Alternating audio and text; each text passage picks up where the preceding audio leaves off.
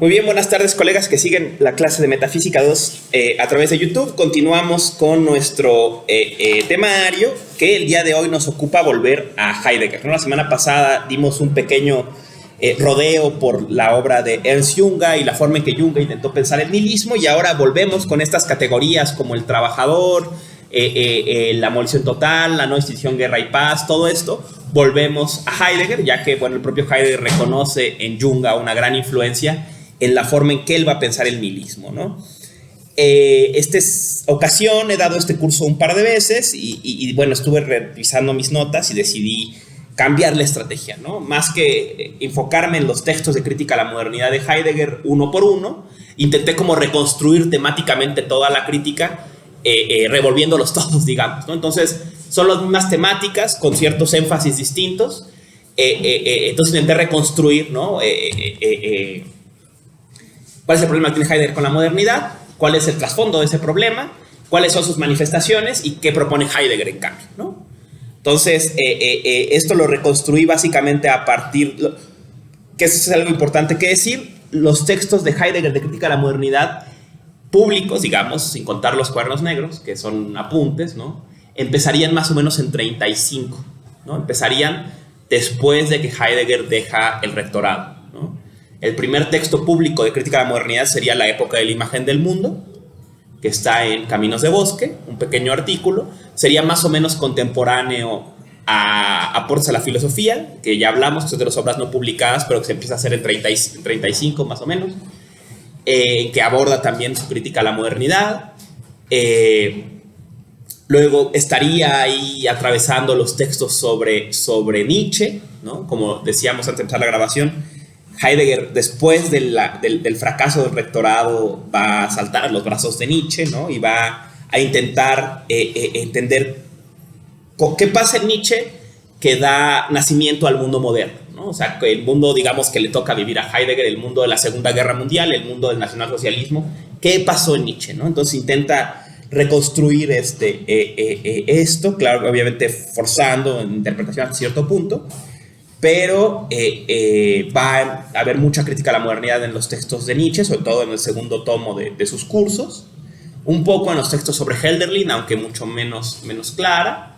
En El origen de la obra de arte habrá algunos temas de la crítica al arte contemporáneo, pero digamos que el segundo gran episodio va a venir en los años 50, cuando se dan las conferencias y luego se publica esta compilación que es Conferencias de Artículos, ¿no? Conferencias de Artículos van a ser, digamos, los textos emblemáticos, que son La pregunta por la técnica, Superación de la metafísica, La cosa, Construir, habitar, pensar, pero poéticamente habita el hombre, ¿no? Ese tipo de textos, digamos, que van a formar a toda una generación de, algunos colegas dirán, de heideggerianos de izquierda, ¿no? Entre comillas, ¿no?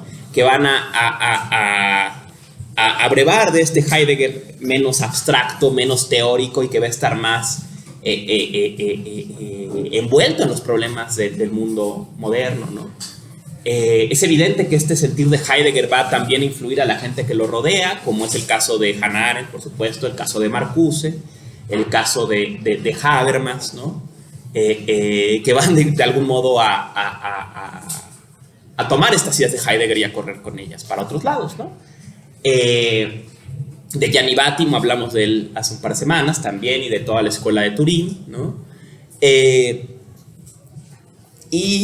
Después habría un último episodio, digamos, de Heidegger ya hacia los años 60, ¿no? En que sigue sobre estos temas, donde podríamos localizar textos como es el caso de Serenidad, ¿no? Bueno, esa compilación titulada Serenidad, en que son los textos sobre este concepto, ¿no?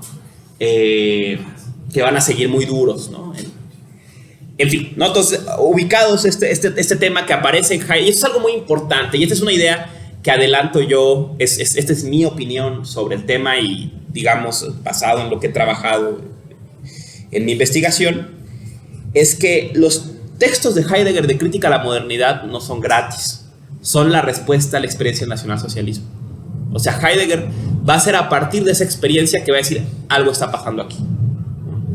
No solamente va a llevar el nacionalsocialismo a que Heidegger busque involucrarse en política, en un primer momento cercanos al movimiento, sino que eventualmente su choque con este movimiento y su incapacidad de que intervenir en él y su reconocimiento de que el movimiento no está cambiando nada, lo lleva a decir, espérate, o sea, estos problemas que parecen tan abstractos no lo son tanto, ¿no? O sea, tienen una manifestación concreta en el mundo que habitamos, ¿no? Adelantándonos un poco, en época la imagen del mundo va a resumir. La metafísica funda una época. O sea, toda esta discusión conceptual abstracta sobre el ser y el ente y lo que sea, que parece una cosa de poca monta que a nadie le interesa, no lo es, ¿no? O sea, en realidad, en esta discusión sobre qué es el ente, se está fundando una forma de habitar el mundo, ¿no? Y entonces, ¿no?, la crítica a esta forma de habitar el mundo supone también una crítica al mundo que habitamos, ¿no?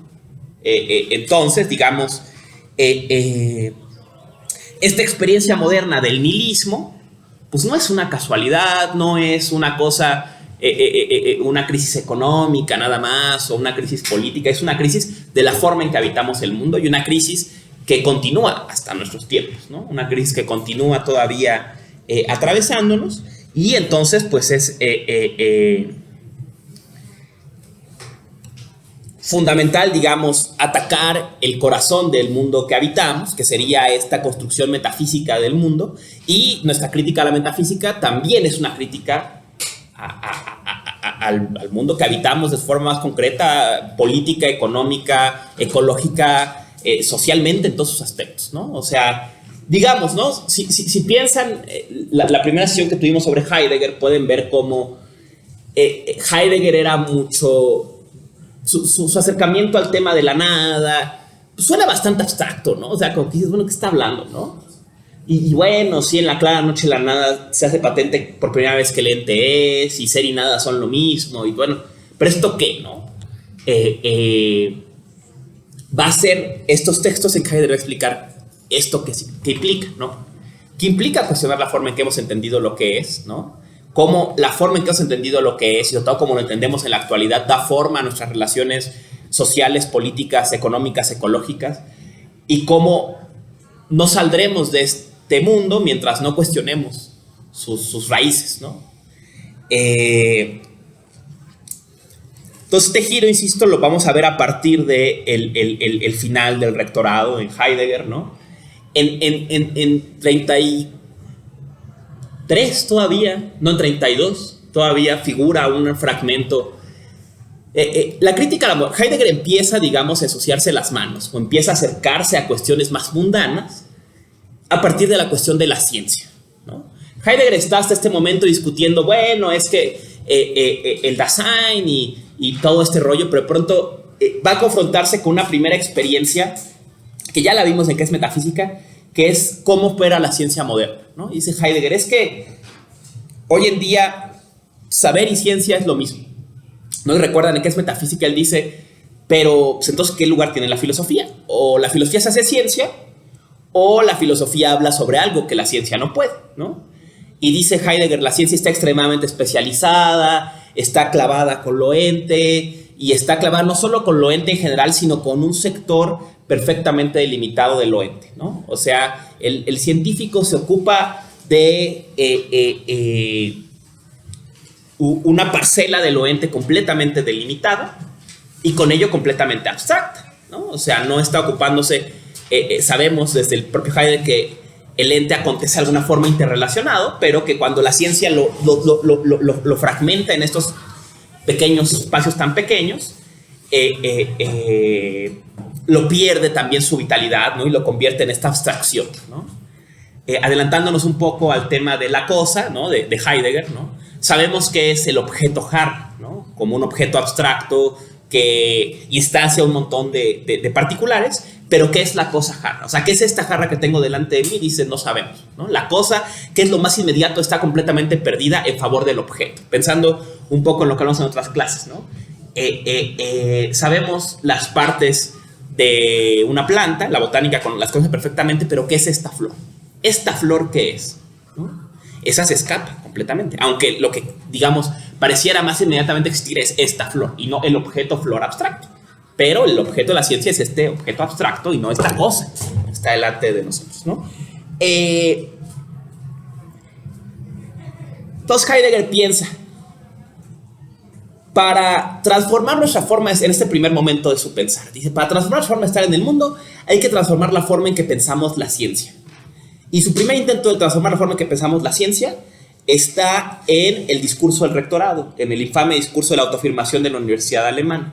Aquí Heidegger dice, la ciencia ha perdido su fundamento, no en un sentido epistémico, sino en un sentido ontológico. O sea, se ocupa de estos entes abstractos, pero ha perdido su unidad, su núcleo, su centro. Y digamos, ¿no? Lo que tiene que hacer, lo que él llama en esta época la ciencia esencial, la propia palabra lo dice, es volver al fundamento, ¿no? A la unidad oculta de todas las ciencias, dice Heidegger. ¿Cuál es la unidad oculta de todas las ciencias? Ya vieron que es metafísica, que el ente es. Que el ente es. Y que el ente acontece, que el ser del ente acontece. Y que acontece históricamente, ¿no? En otros términos, ¿no? La ciencia sabe qué es, cómo se reproduce la mosca tal, de tal año a tal año, en tal lugar de la costa de Oaxaca, pero no sabe, ¿y eso qué importa? ¿Y eso por qué? ¿Y por qué esa pregunta es relevante? ¿Y qué es la mosca? ¿Y qué es el ser humano? ¿Y qué es el mundo en que habita? ¿Y qué le corresponde? ¿No? Esas preguntas no existen en la ciencia, no se las puede hacer, porque la ciencia está ocupada con el ente, ¿no? Entonces, digamos, estas preguntas que preguntan por el mundo en general, pues le escapan, ¿no? Bueno, sí se puede hacer. ¿Por qué? ¿Para qué? ¿No? Un tema que luego la ciencia moderna rebota con todo el boom de la bioética en la última mitad del siglo XX, ¿no? Bueno, sí sabemos qué hacer, pero ¿por qué? ¿Para qué? ¿Está bien? ¿Qué significa esto? ¿No? Y que debe reconocer que son preguntas que escapan a la ciencia, ¿no? Que la propia ciencia no se puede hacer. ¿Y esto por qué? ¿O para qué? ¿O qué sentido tiene? ¿O está bien? ¿O es válido?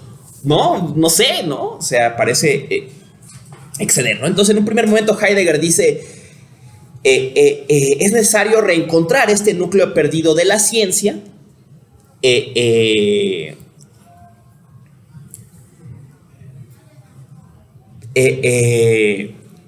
para poder crear una ciencia esencial y desde ahí transformar nuestra forma de habitar el mundo, de entender la verdad, de todo, ¿no? Eso intenta Heidegger cuando es rector y obviamente, bueno, fracasa, ¿no? Se da cuenta, dice Heidegger, pues que nadie le interesa la ciencia esencial en la universidad. La universidad lo que quiere es generar profesionales especializados en su área particular del saber lo más pronto posible para que provean de bienes a la nación. Nadie le interesa preguntarse para qué, si eso tiene sentido o si importa. El chiste es que haya rápido médicos, rápido haya ingenieros y que rápido hagan cosas, ¿no? Entonces dice, las preguntas fundamentales quedan sin preguntarse y eso es visto por la universidad como un éxito. La universidad es efectiva porque rápido la gente sale, ¿no? Todavía, ¿no? Vemos programas, ¿no? Titúlate en 2 años. O sea, no importa que no te... O sea, aprende 5 cosas, aprende a codificar en lo que sea y vámonos, ¿no? Oye, ¿para qué sirve esto? ¿Por qué es importante? ¿Por qué es valioso? ¿Qué dice esto sobre el lugar de los seres humanos en el mundo? ¿Y qué nos corresponde?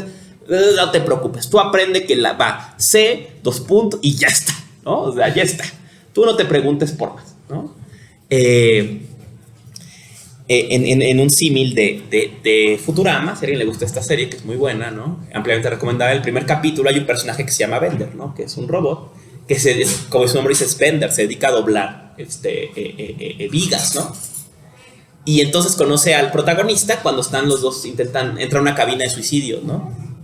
Entonces no se logran suicidar y le dice, bueno, no tenía planes para hoy, ¿no? Vamos a tomar algo, ¿no? Porque me iba a suicidar, entonces ya no me suicidé, ¿no?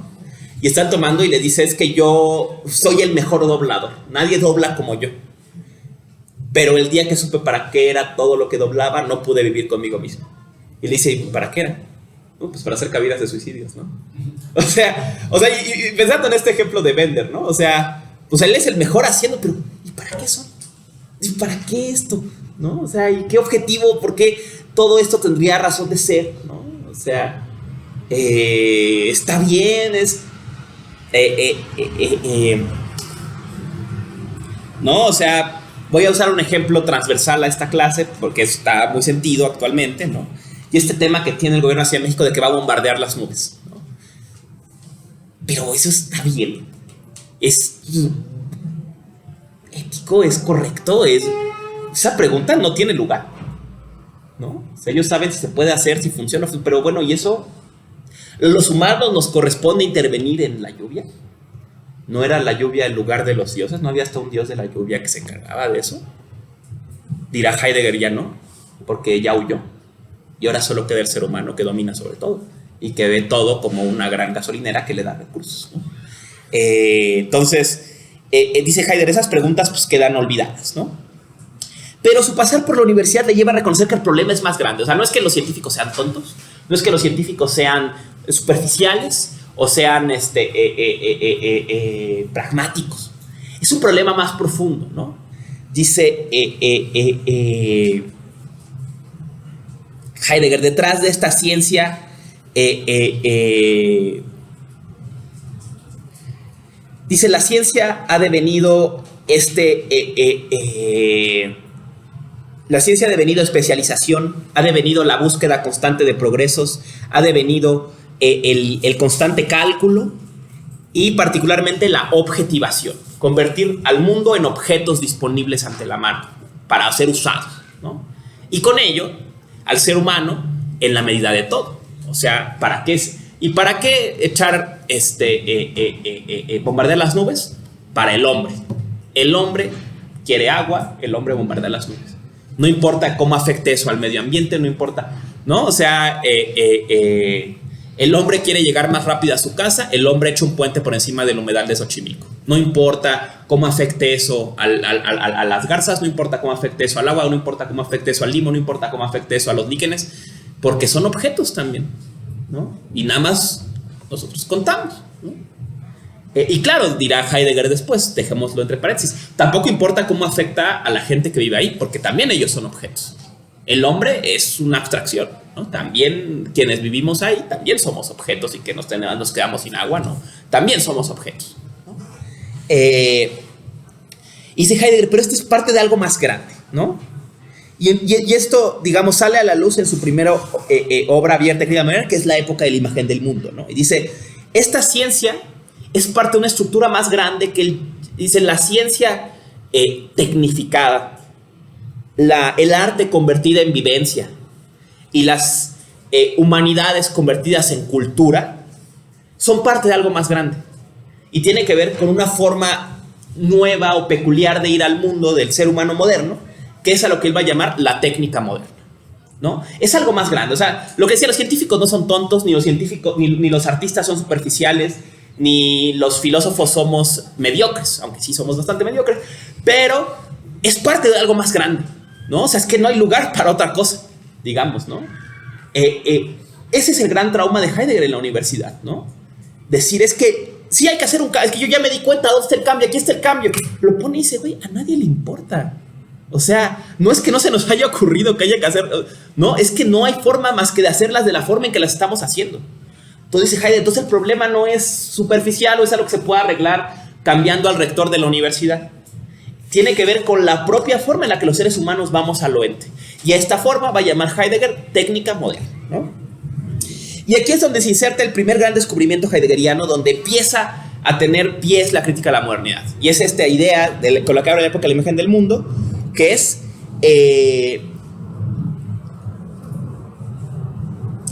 la metafísica fundamenta una era. O sea, detrás los textos de Kant, los textos de Hegel, los textos de Descartes, los textos de Platón y de Aristóteles no son inofensivos e inocuos. Son el plano del mundo en que vivimos, ¿no? Y concretamente piensa Heidegger que el trasfondo de este modo de ir al mundo, que aclaremos más adelante, que es la técnica moderna, es la forma en que la metafísica ha concebido al ente y entre los entes al ser humano. Y esta es esa forma, grosso modo, reconstrucción de época de la imagen del mundo y de el Nietzsche 2, ¿no? Dice Heidegger, ¿no? Nietzsche notó que estamos en una época nihilista, ¿no? Una época sin fundamento. Dice, ¿y en qué recae ese nihilismo, no? Ese nihilismo no está en la ciencia, ese nihilismo no está en el arte, ese nihilismo no está en el...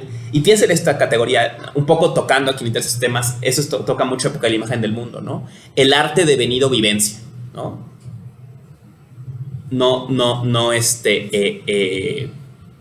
Decía Heidegger, ¿no? Los templos griegos no eran instalaciones, ¿no? No estaban hechos para que sintieras cosas, ¿no? Y así es el arte contemporáneo, está hecho para el moderno en su caso, y ahora contemporáneo, está hecho para que sientas. ¡Ay, qué impresionante!, ¿no? Está hecho para que... y dense un paso por el maqui. Díganme que no hay algo de esto, ¿no? Y por eso decía Heidegger, que yo diga que el arte ha muerto no quiere decir que no haya museos. Quiere decir que ya no queda una sola obra en esos museos. Que hay piezas, hay instalaciones. Que tratan de que sientas, ¿no? ¡Ay, qué padre!, ¿no? Y piensen, por ejemplo, ahora es muy frecuente esto en las... si siguen, por ejemplo, cuentas de arte contemporáneo en redes sociales, es difícil distinguir una pieza de una obra de arte de un video de cómo poner un taquete, ¿no? O sea, igual es como, ¡oh, qué chido! Y luego ves el taquete, ¡ah, qué chido! ¿No? O sea, es la misma sensación, ¿no? O sea, en fin, pero esta es Hay otra cosa que Heidegger conecta, que va a estar ahí atravesando y que empieza a intuir. Otra cosa que caracteriza esta época técnica moderna es lo que él llama la huida de los dioses. Estas quizás son las categorías más misteriosas de Heidegger y que apenas ahora se empiezan a aclarar, porque, bueno, se aclara en la obra que no estaba publicada, ¿no? Pero vamos a rodear sobre esa, ¿no? Pero digamos, Heidegger piensa que estos síntomas, ¿no? El arte devenida vivencia, las humanidades devenidas adorno cultural, ¿no? ¿Cuántos libros publica, financia el gobierno de México, ¿no? ¿Cuántos libros publica el Fondo de Cultura Económica? ¿Cuántos libros, no? No importa qué dicen, no importa si alguien los lee, no importa si son relevantes, pero mira cuánto hacemos, ¿no? El arte devenida vivencia. Oye, ¿y esto es significativo? No, pero se siente chido, ¿no? Es chido, sentiste chido cuando lo viste, ¿no?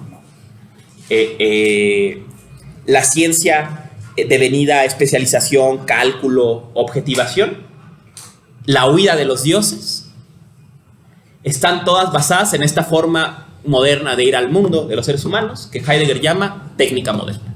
Y esta técnica moderna, a su vez, ¿no?, descansa en una cierta forma de concebir el mundo, que es la forma en que la metafísica lo ha concebido, ¿no? ¿Cuál es esta forma? Regreso sobre la cuestión.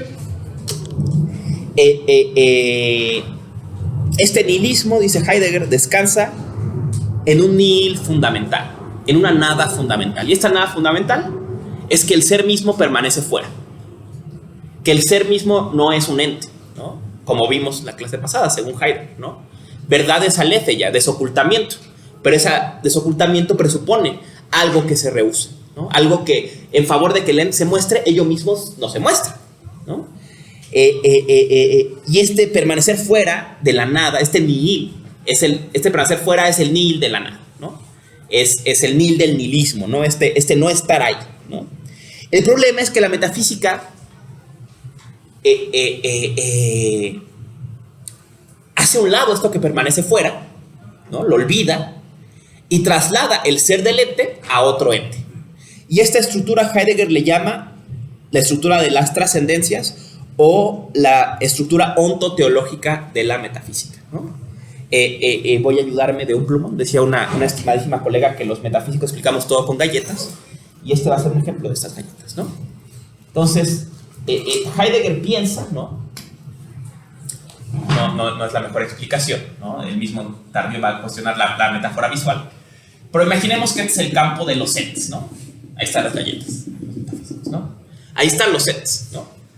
Y Heidegger dice, ¿no?, ¿qué hace que los entes se manifiesten? Este claro que se abre donde se pueden presentar, ¿no? Pero este claro, decíamos, ¿no?, usando la analogía visual de la lámpara, ¿no? Está aquí la lámpara, ¿no? Y la lámpara misma queda sustraída, ¿no? O sea, no queda bajo la luz, ¿no? Y por eso este es el lethos de la aletheia, de la verdad, del desocultamiento, del mostrarse de los entes. Pero dice Heidegger, lo que pasa con la metafísica es que como esto no se muestra, Pues entonces no está. Entonces nada más hay entes.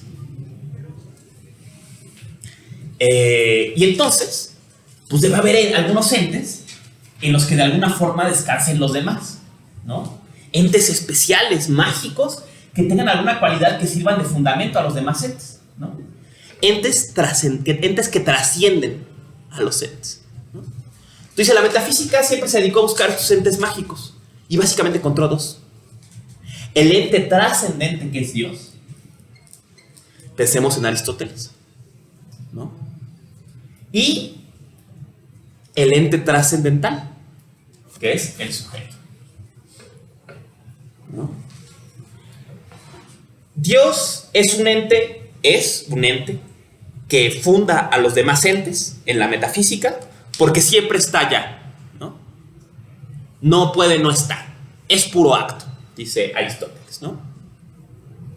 En cambio, el sujeto fundamenta a los demás entes porque a partir de la relación de representación, los entes son pensados como objetos. Pero objeto, una forma de decir objeto en alemán es Gegenstand, ¿no? Lo puesto enfrente. Y si algo está puesto enfrente, tiene que estar puesto enfrente para un sujeto. En los términos cartesianos, puedo poner todo esto entre signos de interrogación, pero este no. Entonces, todo objeto presupone un sujeto. Entonces, de alguna forma, el sujeto deviene fundamento de que los entes sean, o al menos se hagan presentes como representaciones, como objetos, ¿no? Entonces, la metafísica siempre ha funcionado así, poniendo un ente sobre otro ente, ¿no? Y concretamente sobre estos entes mágicos o especiales, que son el ente trascendente, que sería Dios, o el ente trascendental, que sería la subjetividad, ¿no?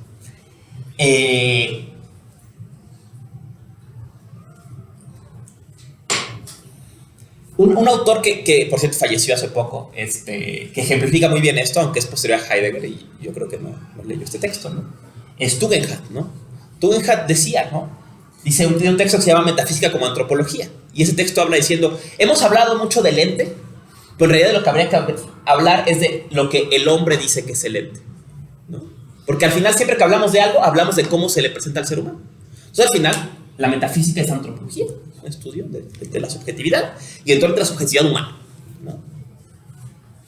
Ese sería el movimiento metafísico que Heidegger acusaba y que, bueno, todavía Tugendhat, al menos en ese texto, continúa, ¿no? Pero bueno, de entrada dice Heidegger, vemos el problema de esa explicación, ¿no? Estamos poniendo un ente a descansar en otro ente, ¿no? Y como alguna vez dijo Kant, ¿no? Y si Dios preguntara, ¿y yo de dónde vengo? ¿Y yo en qué descanso? No podría, ¿no? Porque es este fundamento ideal, ¿no? Adelante, por favor. La pregunta por la técnica también habla de una estructura de emplazamiento que es la Gestell, sí. Ajá. ¿Cómo podemos hacer como la relación? Manténlo presente. Gestell, estructura de emplazamiento, que es una muy mala traducción, estructura de emplazamiento. Gestell viene de estantería, ¿no? Es esta estructura, ¿no? Una cuadrícula.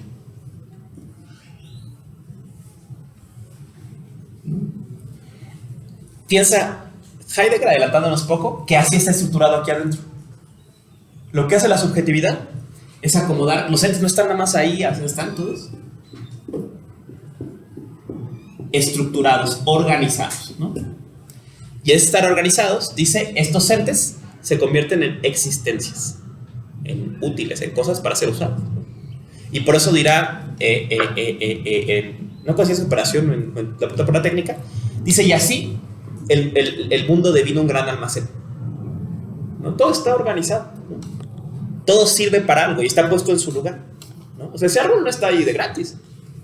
Está ahí para el placer paisajístico de ver las islas y que eso les inspire a pensar en lo que sea, ¿no? Esas bancas no están puestas ahí gratis, están puestas para enfatizar este ejercicio de poder, ¿no? En que ustedes escuchan y yo les digo la verdad, ¿no?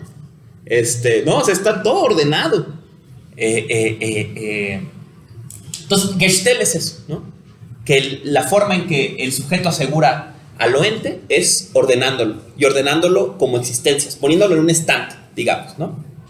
Pero veremos eso más claro adelante. Pero muy pertinente la pregunta. Porque también es una paradoja que Heidegger toca, aunque no la trabaja a detalle, es que el propio ser humano deviene, a la vez que es quien ordena todo, deviene también ordenado, ¿no? Él también se convierte en un útil, ¿no? Los seres humanos concretos nos convertimos también en parte del inventario, del mobiliario de lo ente, ¿no? También estamos puestos en un lugar y servimos para algo, ¿no? Dirá Heidegger más adelante, el ser humano deviene animal de trabajo y con ello se convierte en la materia prima más valiosa, el que está dispuesto en disolver su voluntad en el proceso. Total, ¿no? O sea, quien no pregunta, quien hace lo que tiene que hacer y ya, ¿no? Y nada más dice, sí, ¿no? En términos junguerianos, en el trabajador, ¿no? El trabajador sería también un lugar de esta etapa, ¿no? Pero bueno, regresando a Heidegger, ¿no? Entonces Heidegger, en última instancia, ¿no? El nihilismo moderno, ¿no? El nihilismo que ahora vivimos, ¿no? Este segundo nihilismo aquí, haciendo un juego de Nietzsche que también reconocía dos nihilismos, ¿no? El nihilismo fundamental es el permanecer fuera del ser, ¿no? Y el nihilismo moderno, dice Heidegger, es el permanecer fuera del permanecer fuera. O sea, el olvido del ser. El olvido, y con ello, el aseguramiento de lo ente como objeto para un sujeto. La base entonces del nihilismo moderno sería la relación sujeto-objeto. Y aquí es una cosa que me parece a mí bastante revolucionaria que Heidegger plantea. Dice, esta relación no es una relación inocua que inventó Kant en la crítica de la razón pura. Es la base de la forma en que los seres humanos nos dirigimos a todo lo que nos rodea. Nosotros somos el fundamento y todo lo demás está ahí para servirnos. Como dice Heidegger en Serenidad, que ya ese ejemplo me gusta mucho, ¿no? Tú eres el protagonista de este mundo y todo lo demás devino una gran gasolinera, ¿no? Y tú llegas, le echas agüita, agarras gasolina, te sirves algo del Oxxo, todo está para que tú agarres, ¿no? Y eso es incuestionable, porque al final tú eres el fundamento de todo, ¿no? Y todo está nada más ahí puesto, ordenado, ¿no? Asegurado para que tú lo utilices, ¿no? Adelante. Más o menos porque él diría que es la náutica de la justicia. O sea, sí, ese proceso que hacemos los filósofos, en general como Kant, o que se explica justo en la fenomenología, es eso, ¿no? O sea, fundamentar a los entes para que sean parte de la misma subjetividad humana. Sí. Es el proceso de la náutica de la felicidad, más o menos. Muy buen análisis. Y por eso Heidegger va a abandonar ese proyecto, ¿no? O sea, la gran razón para que Heidegger vota Ser y Tiempo, dice, es que sigue siendo antropocéntrico. Y tiene razón, ¿no? Recuerden, ¿no? Decíamos, Heidegger dice, es que para explicar el ser hay que explicar por quién hace la pregunta. Y luego que Metafísica dice, no, vamos a empezar por la pregunta, ¿no? Porque si no acabamos volviendo a lo mismo, ¿no? O sea, lo que decíamos de lo que vimos del concepto de tiempo, decían, ¿qué tanto difiere esto de Kant? No mucho, ¿no? O sea, sigue como en las mismas vecindades. Por eso Heidegger dice, Ser y Tiempo estaba bien, pero seguía pecando de explicar la pregunta por lo que es en términos del ser humano, ¿no?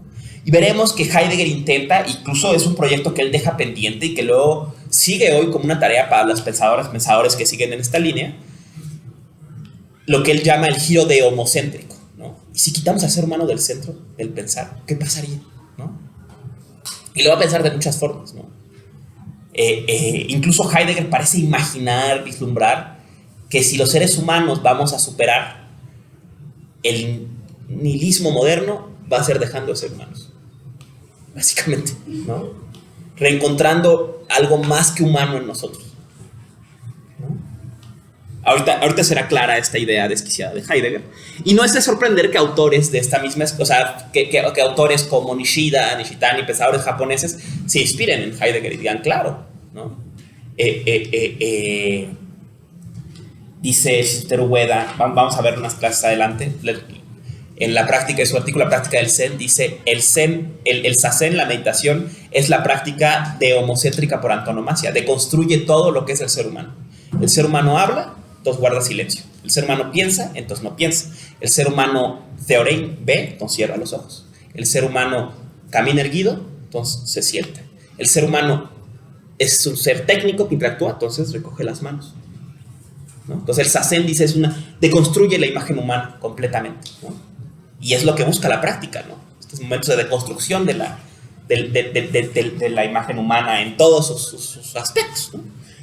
Pero bueno, eso lo veremos, será más claro un poquito adelante, espero, ¿no? Entonces, el fundamento del nihilismo moderno es la relación sujeto-objeto, ¿no? Que el ser humano es el centro, el ser humano abstracto es el centro, y que todo lo demás está ahí para servirle al ser humano, ¿no? Es esa idea, dice Heidegger, esa idea que debemos construirse en la filosofía moderna, no se quedó en la filosofía moderna, sino que se convirtió en la base de nuestro mundo, ¿no?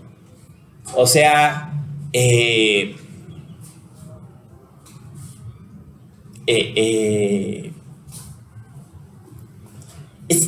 piensen lo revolucionaria que es esta idea para un filósofo, ¿no? O eso quiere decir que estas cosas que hacemos que no importan son el trasfondo de los planes de guerra, son el trasfondo de los proyectos de invasión coloniales, ¿no? Decían, por ejemplo, y esto es algo que Heidegger no pudo hacer por sus categorías, pero que los pensadores con el Kioto se hicieron, ¿no? Decían, y este es el pensar europeo, fundamental. Entonces, ¿qué fue lo primero que hizo Europa cuando descubrió esto? Ir a buscar recursos a otros lados. Dame. Todo está aquí, es para mí. Oye, pero espérate que ¿no? Incluido los recursos humanos, incluida la esclavitud, ¿no? Tuvo que ver este pensamiento para pensar la idea de que todo eso podía extraerse, ¿no? Y por eso dice Europa, el mundo entra en crisis cuando los objetos ya no se dejan, incluidos los objetos, territorios coloniales, dicen, oye, espérate, ya estuvo bueno, ¿no? Entonces Europa dice, ay, no al nihilismo, ya perdimos la centralidad del ser humano. Cuando alguien le dice, oye, ya basta de extraer, ¿no? Ya basta de sacarnos recursos, ¿no? Y por eso, por ejemplo, dirán los pensadores con la Kioto, por eso Estados Unidos tiene una situación geopolítica tan paradójica, porque es su propia colonia. O sea, Estados Unidos se autoextrae recursos, es un continente tan grande, es prácticamente un continente que es capaz de autoexplotarse y de autodestruirse y de autosacarse recursos y acabárselos y luego irse por los demás países de América, ¿no? Pero, o sea, piensen en esta idea. Está diciendo Heidegger, detrás del Tratado de Libre Comercio está Kant, ¿no? Detrás del transísmico está Kant. No como persona, claro, sino es esta idea, ¿no? Tuvo que devenir el mundo recurso para que ideas tan descabelladas como el tren transísmico fueran viables, ¿no? Y para que se vieran como un triunfo. Y para que se vendieran como un triunfo, ¿no? Dando ejemplos patéticos, y perdón por meter temas de política contemporánea, no quiero herir sensibilidades, ¿no? El líder supremo del país, ¿no? No llamó a la gente a defender a la CFE. A la CFE, que destruye nuestro medio ambiente, que nos extorsiona nuestras colonias. ¿Qué chingados vamos a defender de estos infelices, no? Pero se ve estos procesos de devastación como un éxito. Y es una cosa que Heidegger era lo que más le conmovía. Decía, no solamente estamos destruyendo todo, sino que cuando lo destruimos lo vemos como que ganamos, ¿no? O sea, tuvo que construirse este constructo, este horizonte de mundo para que el ser humano pensara que poner todo disponible para usarlo era no solo posible, sino deseable. Y que entre más dominar el mundo, más feliz iba a ser. Eso es una idea de la escuela de Kioto, ¿no? A mayor dominio, mayor felicidad, ¿no? Y entre más sometida esté la naturaleza, más felices vamos a ser, ¿no? Y más plena va a ser la vida humana, ¿no? Y si no lo es ahorita es porque todavía no tenemos suficientemente sometida a la naturaleza, ¿no? Pero en la medida en que tengamos más sometida, pues más felices, ¿no? Y esta relación, ¿no? Sujeto-objeto es la base de la técnica moderna, ¿no? Y aquí hay una cosa que hay que entender. El concepto técnica es... La pregunta por la técnica fue una pregunta muy importante desde Hegel, en cierto sentido. Obviamente está en Marx, ¿no? Y es muy importante en el siglo XX, ¿no? En Junger, en Spengler, ¿no? Decía... intentemos entenderla, ¿no? Normalmente, sobre todo en español, cuando estamos en técnica pensamos en máquinas, ¿no? En el maquinismo, le llama Nishitani, ¿no? La sociedad maquinista, la sociedad de las máquinas, ¿no? Pero va a aclararnos Heidegger, y esto va a apropiarse de Spengler, la técnica no es máquinas, no es lo mismo, está conectada en los seres humanos con las máquinas, pero, y es un ejemplo de Spengler, no de Heidegger, dice, los animales tienen técnica también. Dice, por ejemplo, el tigre tiene una técnica para cazar, ¿no? Entonces la técnica puede entenderse como la forma en que nos aproximamos al mundo, cómo vamos al mundo, ¿no?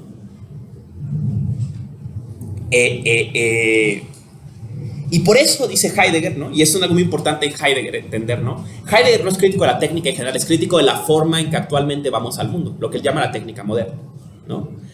Él va a decir, ¿no? Técnica fundamentalmente es techné, y en griego techné es poiesis, ¿no? Dice, techné poiesis es una forma de aletheia, de traer a la presencia, ¿no? Así, y pensemos en los casos límites techné poiesis, ¿no? Pensemos en el artesano, el escultor, ¿no? Cuando hace algo, ¿no? Hace una silla, podríamos decir una máquina para sentarse, ¿no? La trae a la presencia, ¿no? La revela, la muestra, ¿no? Y claro, aquí hablamos, ¿no? Como Heidegger es un pensador campesino y un pensador que idealiza mucho el mundo premoderno, pero pensemos, ¿no? En estos trabajos artesanales, ¿no? En que estás haciendo y de pronto, ¡pum!, el producto, ¿no? Aquí está, ¿no? Y en él está todo, ¿no? Está la temporada y está el saber de los abuelos que te enseñaron, y aparte le haces un bajo relieve de Dios y refiere y de los animales y todo, ¿no? En la silla es todo, ¿no? En la mentalidad heideggeriana, ¿no? Pero dice esa techné, y es techné poiesis, ¿no? O sea, es una techné, pero también es creativa, o sea, no hay diferencia. Dice, el griego no distingue techné de poiesis, ¿no? El poeta es un technites y el carpintero es un poeta, es un creador, ¿no? Y sabemos también de Heidegger, también el filósofo es un poeta, ¿no? Porque crea sentidos, ¿no? También Aristóteles creó metáforas y creó una nueva forma de decir las cosas, ¿no? Tomó las viejas palabras del griego y las resignificó para decir algo que nunca había podido decir, ¿no? ¿No? Y entonces dice, la techné griega es poiesis, la techné griega, y la techné griega es aletheia, o sea, es traer a la presencia, ¿no?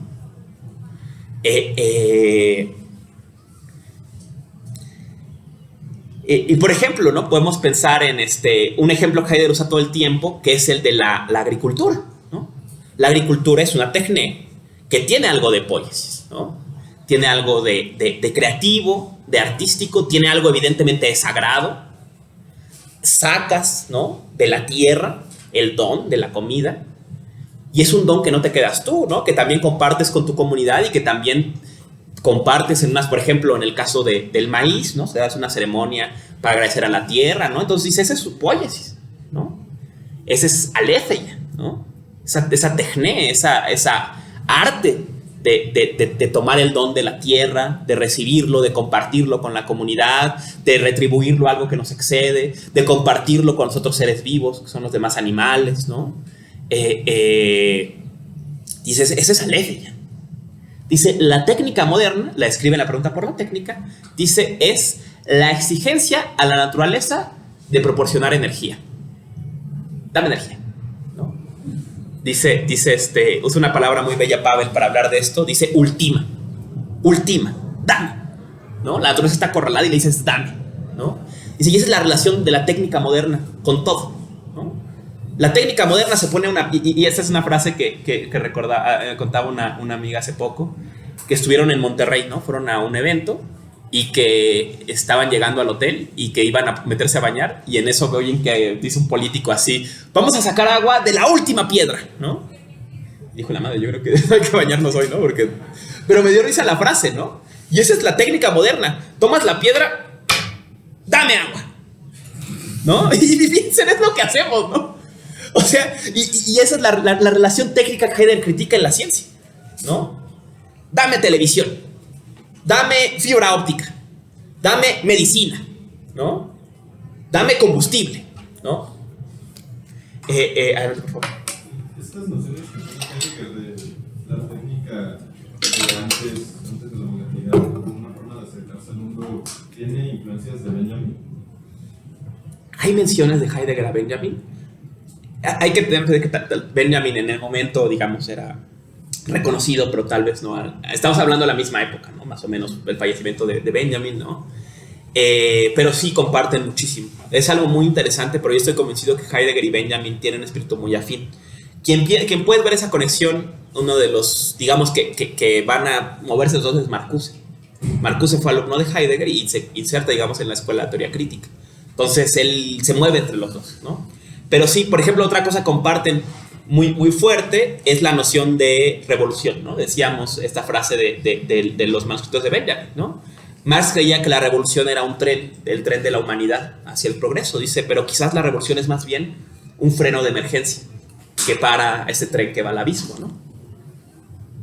Y Heidegger dice en Cuadernos Negros, dice, estamos hartos de ir dando tumbos siguiendo el progreso. A partir de hoy gritamos alto, no más a esta máxima supratemporal del progreso, sino un regreso a la raíz, ¿no? ¿Progreso a dónde? ¿No? ¿A dónde vamos? Decía y pensemos, ¿no? En cómo se ultima la naturaleza y a dar bienes abstractos, ¿no?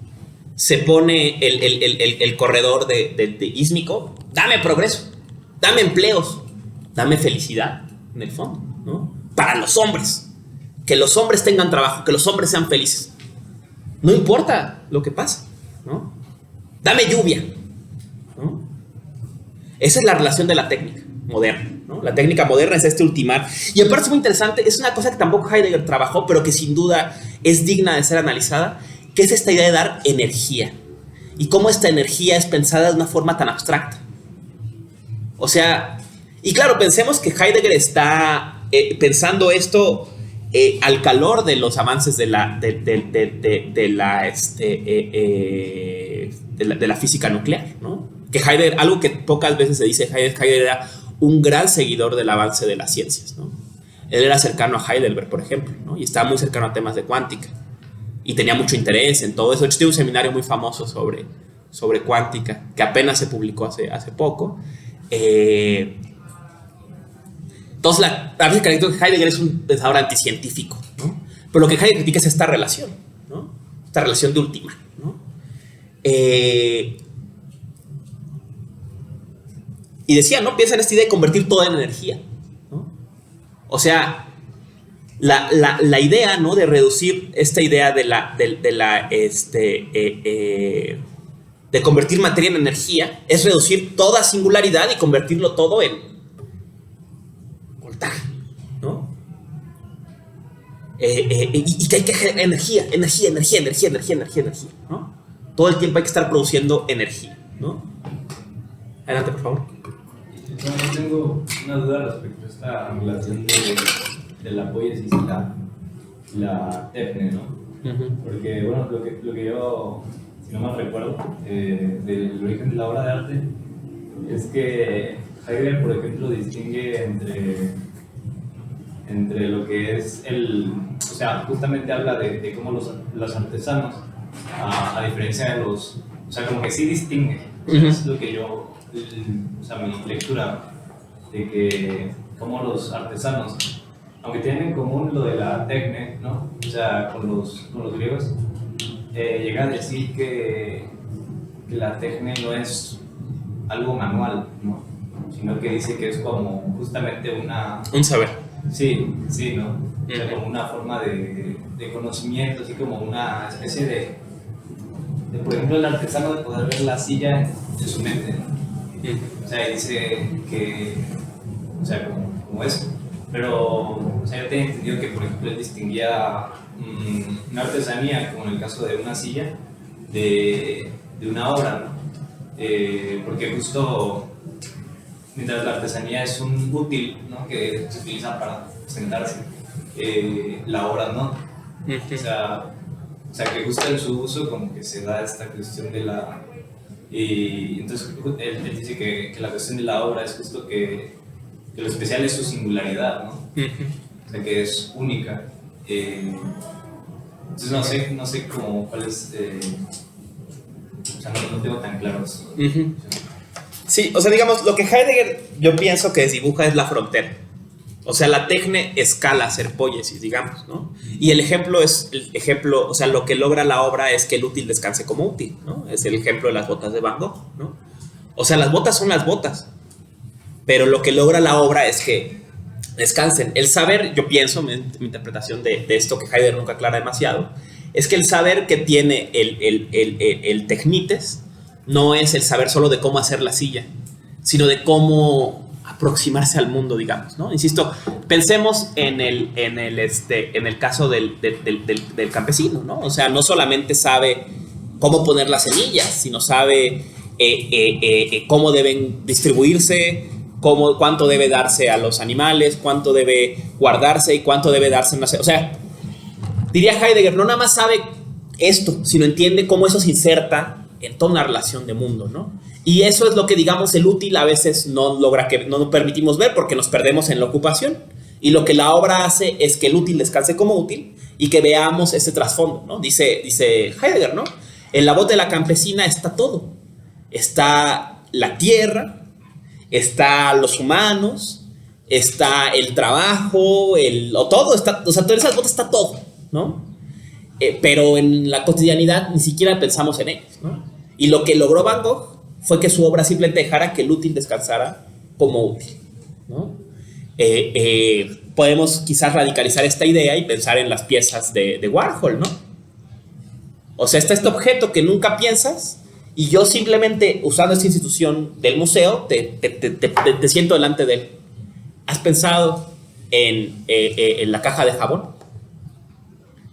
¿Qué significa la caja de jabón, ¿no? En la caja de jabón no solamente está la diferencia entre el mundo de la casa y el mundo oculto del museo, el valor de esas instituciones de poder, las relaciones de género, por qué el jabón no pertenecería a un museo, por qué, ¿no? O sea, y es una caja, ¿no? Y tenemos todos una en nuestra casa, ¿no? O sea, diríamos todos tenemos una pieza de Warhol en nuestra casa, pero lo único que Warhol hizo fue decirte, mira, ¿te has puesto a pensar en la caja de jabón?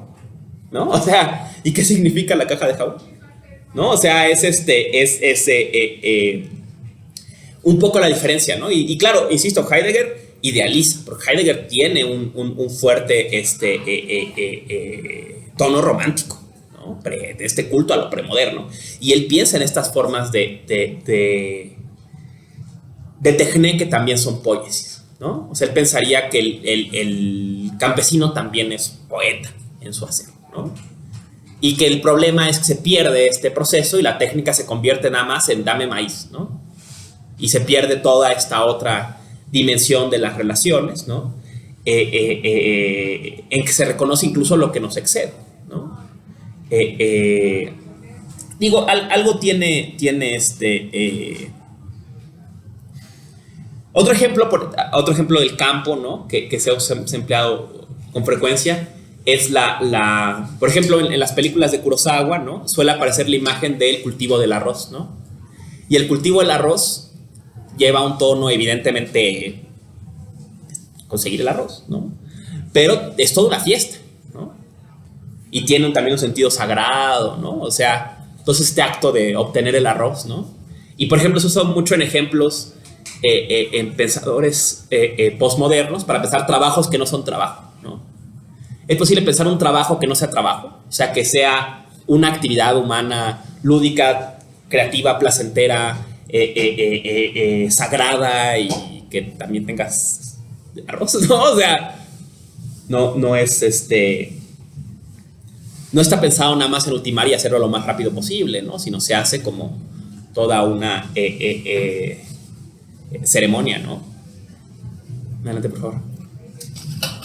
Bueno, esto me parece interesante, ¿no? Porque en esta cuestión de cómo las personas se vuelven, o sea, se convierten en esta forma de la técnica moderna en útiles, ¿no? Entonces ya no existe como podríamos hablarlo del tecné, ¿no? O sea, yo no sé, por ejemplo, los migrantes que los agarran para no no sé, cosechar, ¿no? En Estados Unidos. O sea, realmente pues es como de que no tienen de otra que más que chambear de esa manera. O sea, no es que tengan como que, ¿cómo decirlo? Una vocación propia de, o sea, de agricultor por lo general. Y entonces me parece interesante, o sea, que en un caso Heidegger distingue esta cuestión de la técnica como que viene del tecné y de la tecnología, o acaso es como, ¿cuál es la relación, ¿no?, entre técnica y tecnología? Yo pienso en el caso del ser humano, la técnica humana está conectada a la producción de herramientas, ¿no? Y al uso de herramientas, ¿no? Pero no es las herramientas, ¿no? Es un poco lo que Heidegger quiere decir. Y aquí está Heidegger reconociendo un problema que va a atravesar todo el siglo XX, ¿no? En las críticas a la técnica, uno de los grandes problemas es, ¿y dónde está el problema? O sea, el problema está, y pensémoslo en una forma más concreta, ¿no? Pensemos en todos los procesos revolucionarios de la primera mitad del siglo XX, ¿no? O sea, el problema está en quién es el dueño de la fábrica, o está en la estructura misma de la fábrica, o está en la relación misma que la fábrica implica, o sea, ¿dónde está el problema, no? O sea, decían, ¿quién es esa frase? No recuerdo. Que decía, bueno, se dio todo el proceso de nacionalización de la industria en la Unión Soviética, pero la misma industria, y es igual, nada más que ahora es de Stalin. O sea, pero es igual, o sea, yo no veo ninguna diferencia. No es que el problema fuera el dueño, el problema, hay algo en la propia estructura de la fábrica que tiene algo de opresivo, ¿no? Y a lo mejor dices, bueno, ya, y vamos a hacer esta fábrica, y eso es una frase de Benjamin, hablando de esta conexión con Benjamin, ¿no? Dice, bueno, vamos a hacer la fábrica maravillosa para que no tengas tú que trabajar nada y no te falte nada, pero contamina el río, ¿no? Dice Benjamin, pero el gran problema en el programa del Gotha es que cambian la explotación del hombre por el hombre a la explotación del hombre de la naturaleza por el hombre, ¿no? Y esa no hay problema, ¿no? O sea, que se frieguen, o sea, digamos, y ese es me parece una de las interpretaciones de la tesis 1 de Benjamin, ¿no? Ese es el enano ajedrecista, ¿no? De la máquina ajedrecista, ¿no? Esta idea de que estamos cambiándolo todo, pero en realidad detrás de esta faz maravillosa se está reproduciendo las mismas lógicas, ¿no? ¿Qué es lo que Heidegger está intentando cuestionar? Y veremos que al final de su operación termina llevando esta cuestión al extremo, ¿no? Adelanta un poco, dice, bueno, es que si este es el mundo de la acción, ¿qué acción lo va a acabar? ¿No? O sea, ya también se acaban los relatos de que una acción muy radical va a acabar con este mundo, si es el mundo de la acción, de que es posible tomar el poder, si este es el mundo del poder. Entonces, nada que esté en esas categorías va a poder cambiar nada, porque solo se mantiene dentro de las mismas vecindades. Por más que cambien los nombres, las banderas y lo que sea, sigue dentro de las mismas relaciones opresivas, ¿no? Decía Emilian, no, ¿cómo se apellidaba? Una anarquista francesa que fue durante la Guerra Civil a Barcelona. Decía, los compañeros de la CNT estaban dispuestos a aceptar todos los cambios, menos los cambios en la casa. Decían, estaban dispuestos a todo, pero que la familia no se cambiara. O sea, sí, la liberación y el fascismo, pero las mujeres en la cocina. Y hay una película muy buena que muestra este problema, que es Libertarias, ¿no? Es muy divertida la película y muestra este problema, ¿no? Del rol de las mujeres en los primeros días de la guerra civil y de la recuperación de Barcelona, y esta discusión sobre volver a los roles de género tradicionales y necesidad de no hacerlo y demás, ¿no? Entonces decían, quieren cambiarlo todo, pero bueno, esto no me lo toques, ¿no? Y dices, bueno, pues si no cambias eso, entonces sigue todo igual, ¿no? O sea, las estructuras opresivas continúan, dirían algunos suspicaces. No es que estés en contra de la opresión, nada más tenías envidia de quien te oprimía, ¿no? Y ahora quieres ser tú, ¿no? En fin, ¿no? Pero un poco pienso en la relación técnica-tecnología en Heidegger, ¿no? O sea, la técnica es más grande que la tecnología, digamos, y de alguna forma, perdón, antes de la palabra, esta técnica es una forma de tecné, porque es una forma de traer a la presencia, pero es un traer a la presencia que no, usa una frase muy bella Heidegger de superación, que no se mantiene en los límites de lo posible, sino que ultima, ¿no? Dame, ¿no? Dame ya, ¿no? En vez de de esta receptividad, ¿no? Insisto en esta idealización del trabajo premoderno, ¿no? Las dos son sillas. Claro, la diferencia es que uno hace 20,000 sillas y el otro hace una, ¿no? Las dos son técnicas, ¿no? Las dos son técnicas de hacer sillas, pero una es una técnica, digamos, que se roza con la poiesis, que tiene este saber más amplio de la relación con lo ente, y otra es una técnica moderna que ultima a dame recursos rápido, ¿no? Sería esa la diferencia, pero es algo importante en Heidegger, que dice, esta también es técnica, ¿no? O sea, porque lo que él quiere decir es, por más que esta técnica sea parcial, digamos, sigue estando en las mismas relaciones, ¿no? O sea, no es que esta no sea técnica, es que esta es una forma que solamente ha tomado en cuenta esta relación parcial en que el objeto está puesto enfrente y el ser humano es el centro de todo. Entonces, lo que hay que hacer y por eso, para crear lo que él llama en momentos la ciencia esencial, es reubicar al ser humano en una relación más equitativa con el resto de lo ente y desde ahí crear otras relaciones. No hay que tirar a la basura los libros de ciencia, nada más hay que hacerlos desde esta pregunta más profunda y desde ahí podremos crear unas relaciones más dignas con todo lo que es, ¿no? O sea, más balanceadas, digamos, ¿no? No sé si eso aclara un poco la cuestión. Sí, bueno, justo, bueno, me hizo pensar, ¿no? En esta... O sea, quizá la distinción sería que la tecné moderna, o sea, entre la tecné moderna vería, no sé, en el caso del cultivo, ¿no? Vería el maíz como un recurso sin más, ¿no? O sea, porque justo en el origen de la obra de arte no habla de cómo lo único que muestra a las cosas como tal, ¿no? Es la obra, ¿no? Sí. O sea, porque mientras es un útil, o sea, mientras menos lo pienses, pues no, o sea, es mejor útil, ¿no? Justamente. Y sí. Entonces pienso, por ejemplo, en una máquina, ¿no? Estos sembradíos automáticos, ¿no? Que nada más pasa la máquina, o sea, no, o sea, es un útil, ¿no? Sí. Esto. Y mientras tanto podemos pensar el agricultor que incluso le habla a las plantas, ¿no? O sea, que tiene estas cuestiones que no sé, supongo que ahí es como la poesía, ¿no? Porque ve el cultivo como su obra, quizá. Y no solo como su obra, sino como una obra, o sea, pensando en la idea heideggeriana, es la cuaterna, es la contienda mundo, tierra, dioses y hombres, ¿no? O sea, en el maíz, pensemos, el maíz es un muy buen ejemplo, ¿no? O sea, volvemos al polvo, esta es tu carne, la estás tocando, esta es la base de tu cuerpo, ¿no? Y esta es aparte el don de Dios con el que te hizo, ¿no? Y esta es aparte un regalo de eso misterioso que se encierra en la tierra, pero que se abre como la planta y que crea este mundo, ¿no? O sea, está todo, ¿no? Y en esta mazorca aparte se conserva la tradición de las semillas tradicionales, ¿no? Y Monsanto produce masa para alimentar animales, ¿no? Lo que sea, si es maíz o es trigo, da igual, ¿no? O sea, es algo indiferenciado completamente, ¿no?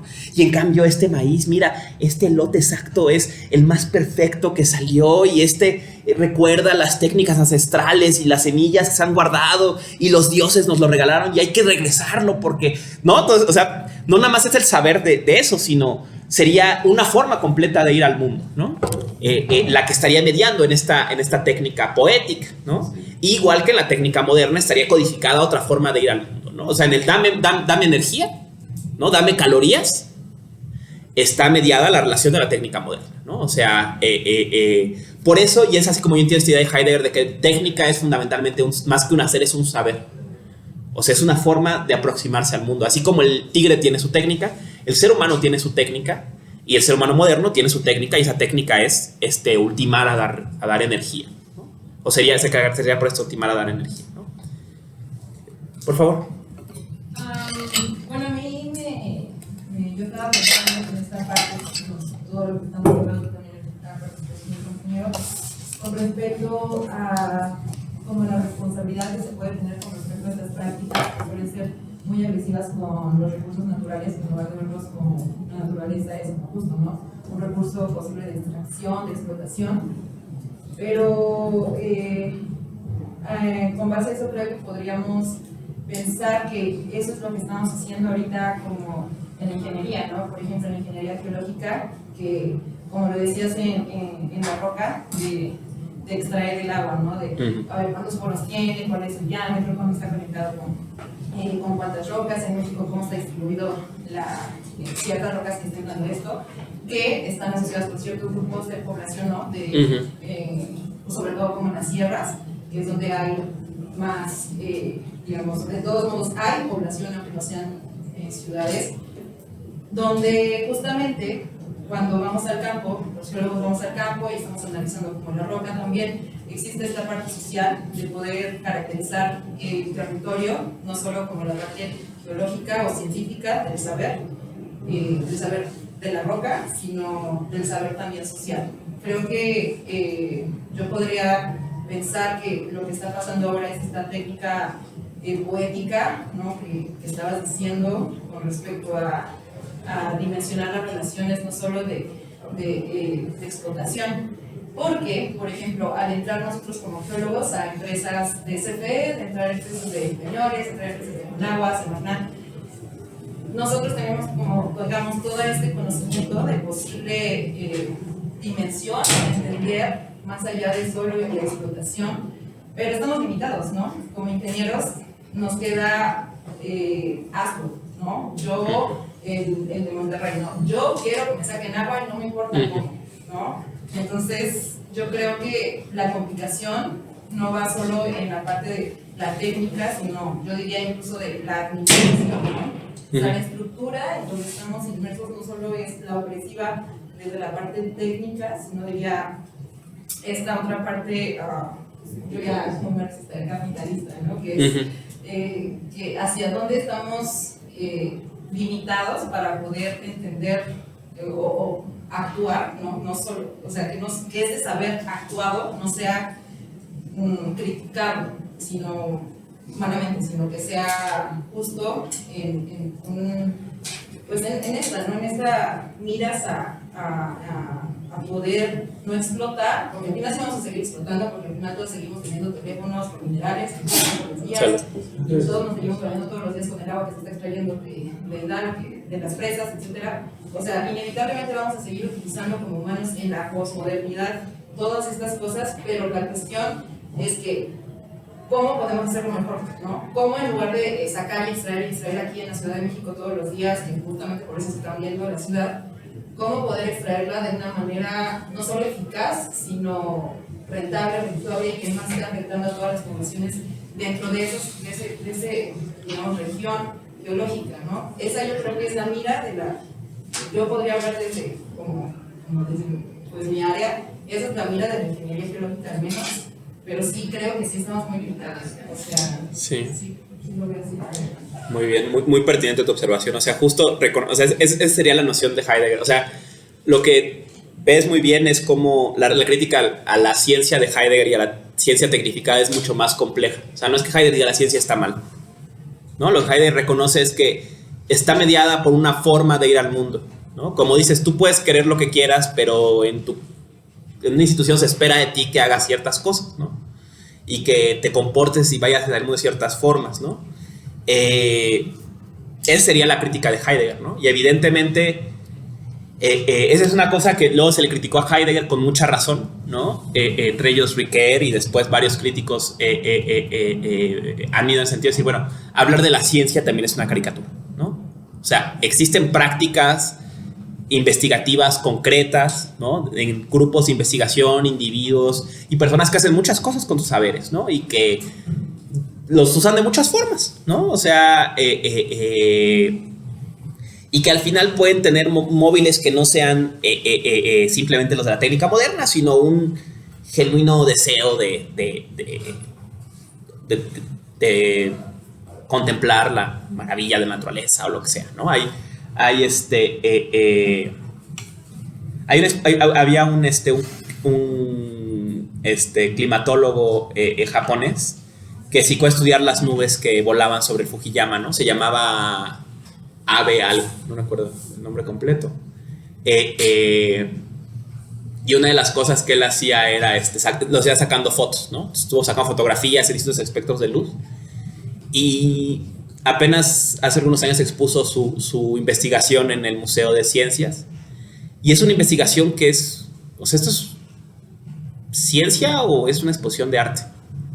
Pues las dos, o sea, él dijo, mira cómo son las nubes del Fujiyama. Oye, ¿y esto qué? ¿Cómo trae recursos? Pues no, o sea, mira, qué interesante, qué bonito, qué curioso, cómo se mueven estas... No, o sea, y era esto que vuelve a estas posibilidades de una ciencia poética, ¿no? Una ciencia esencial, decía Heidegger, una ciencia que se vuelve a preguntar no nada más por sacar recursos, bueno, ¿por qué le vamos a sacar los recursos? Espérate, ¿no? O sea, ¿de qué se tratan estas preguntas que estamos haciendo, ¿no? Esta relación que tenemos con o que cuestionan no solamente qué tiene esta piedra, sino y qué relación tenemos con las piedras en general, qué responsabilidad tenemos con ellas y todo, ¿no? Y esto exactamente se ha hecho mucha crítica, ¿no? La realidad es que muchas prácticas científicas contemporáneas más bien cuestionan estas relaciones, incluso las ponen en jaque, ¿no? O sea, basta hablar de todo lo que fue el descubrimiento de la idea de calentamiento global, ¿no? Dice, espérate, tal vez no hay que seguir extrayendo, ¿no? Hay que irnos bajando porque resulta que la naturaleza ya dio bastante, ¿no? O sea, y entonces se complejiza, ¿no? Entonces, digamos, la crítica de Heidegger no es a la ciencia, a la basura, es a esta relación de la técnica moderna, ¿no? Y él mismo reconoce y da la salvedad de que dentro de las prácticas, quizás no lo reconoce, porque Heidegger tiende a hacer grandes bloques, le llamaba Riquet el camino corto, pero habría que reconocer que hay una trayectoria más larga en que hay que reconocer prácticas concretas que cuestionan estas formas de dirigirse al mundo, ¿no? Y que utilizan los saberes,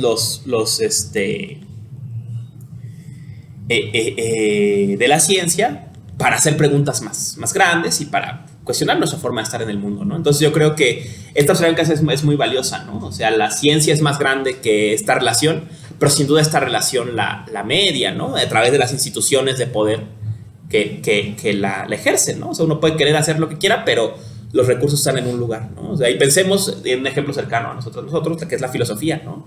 Uno puede querer responder a la pregunta por lo que es, pero tienes que publicar un artículo cada 6 meses, ¿no?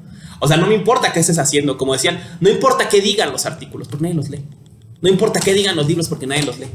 Lo que importa es que los entregues ya, ¿no? Y que tengas muchos, y que estén en revistas indexadas.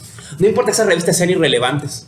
No importa que tu obra pensante sea que usaste lo que aprendiste para cambiar la forma en que en tu comunidad, o sea, eso a nadie le importa, porque eso no cuenta en un evento, no voy a decir quién, porque estábamos en una reunión de un grupo de gente que trabaja Heidegger y estábamos pensando en cómo publicar un libro, ¿no? Y yo le dije que varios colegas han estado, por ejemplo, en Japón trabajando con los temas de autopublicación, ¿no? Trabajando a través de Amazon en las autopublicaciones y que son mucho más económicas. Y otra colega me dijo, no, es que eso no se puede hacer porque eso no cuenta. Yo dije, pues... O sea, tú no leíste nada de este pelo, ¿verdad? O sea... ¿No? Y dice, no. Me dijo, no, discúlpame, o sea, te entiendo, pero es que...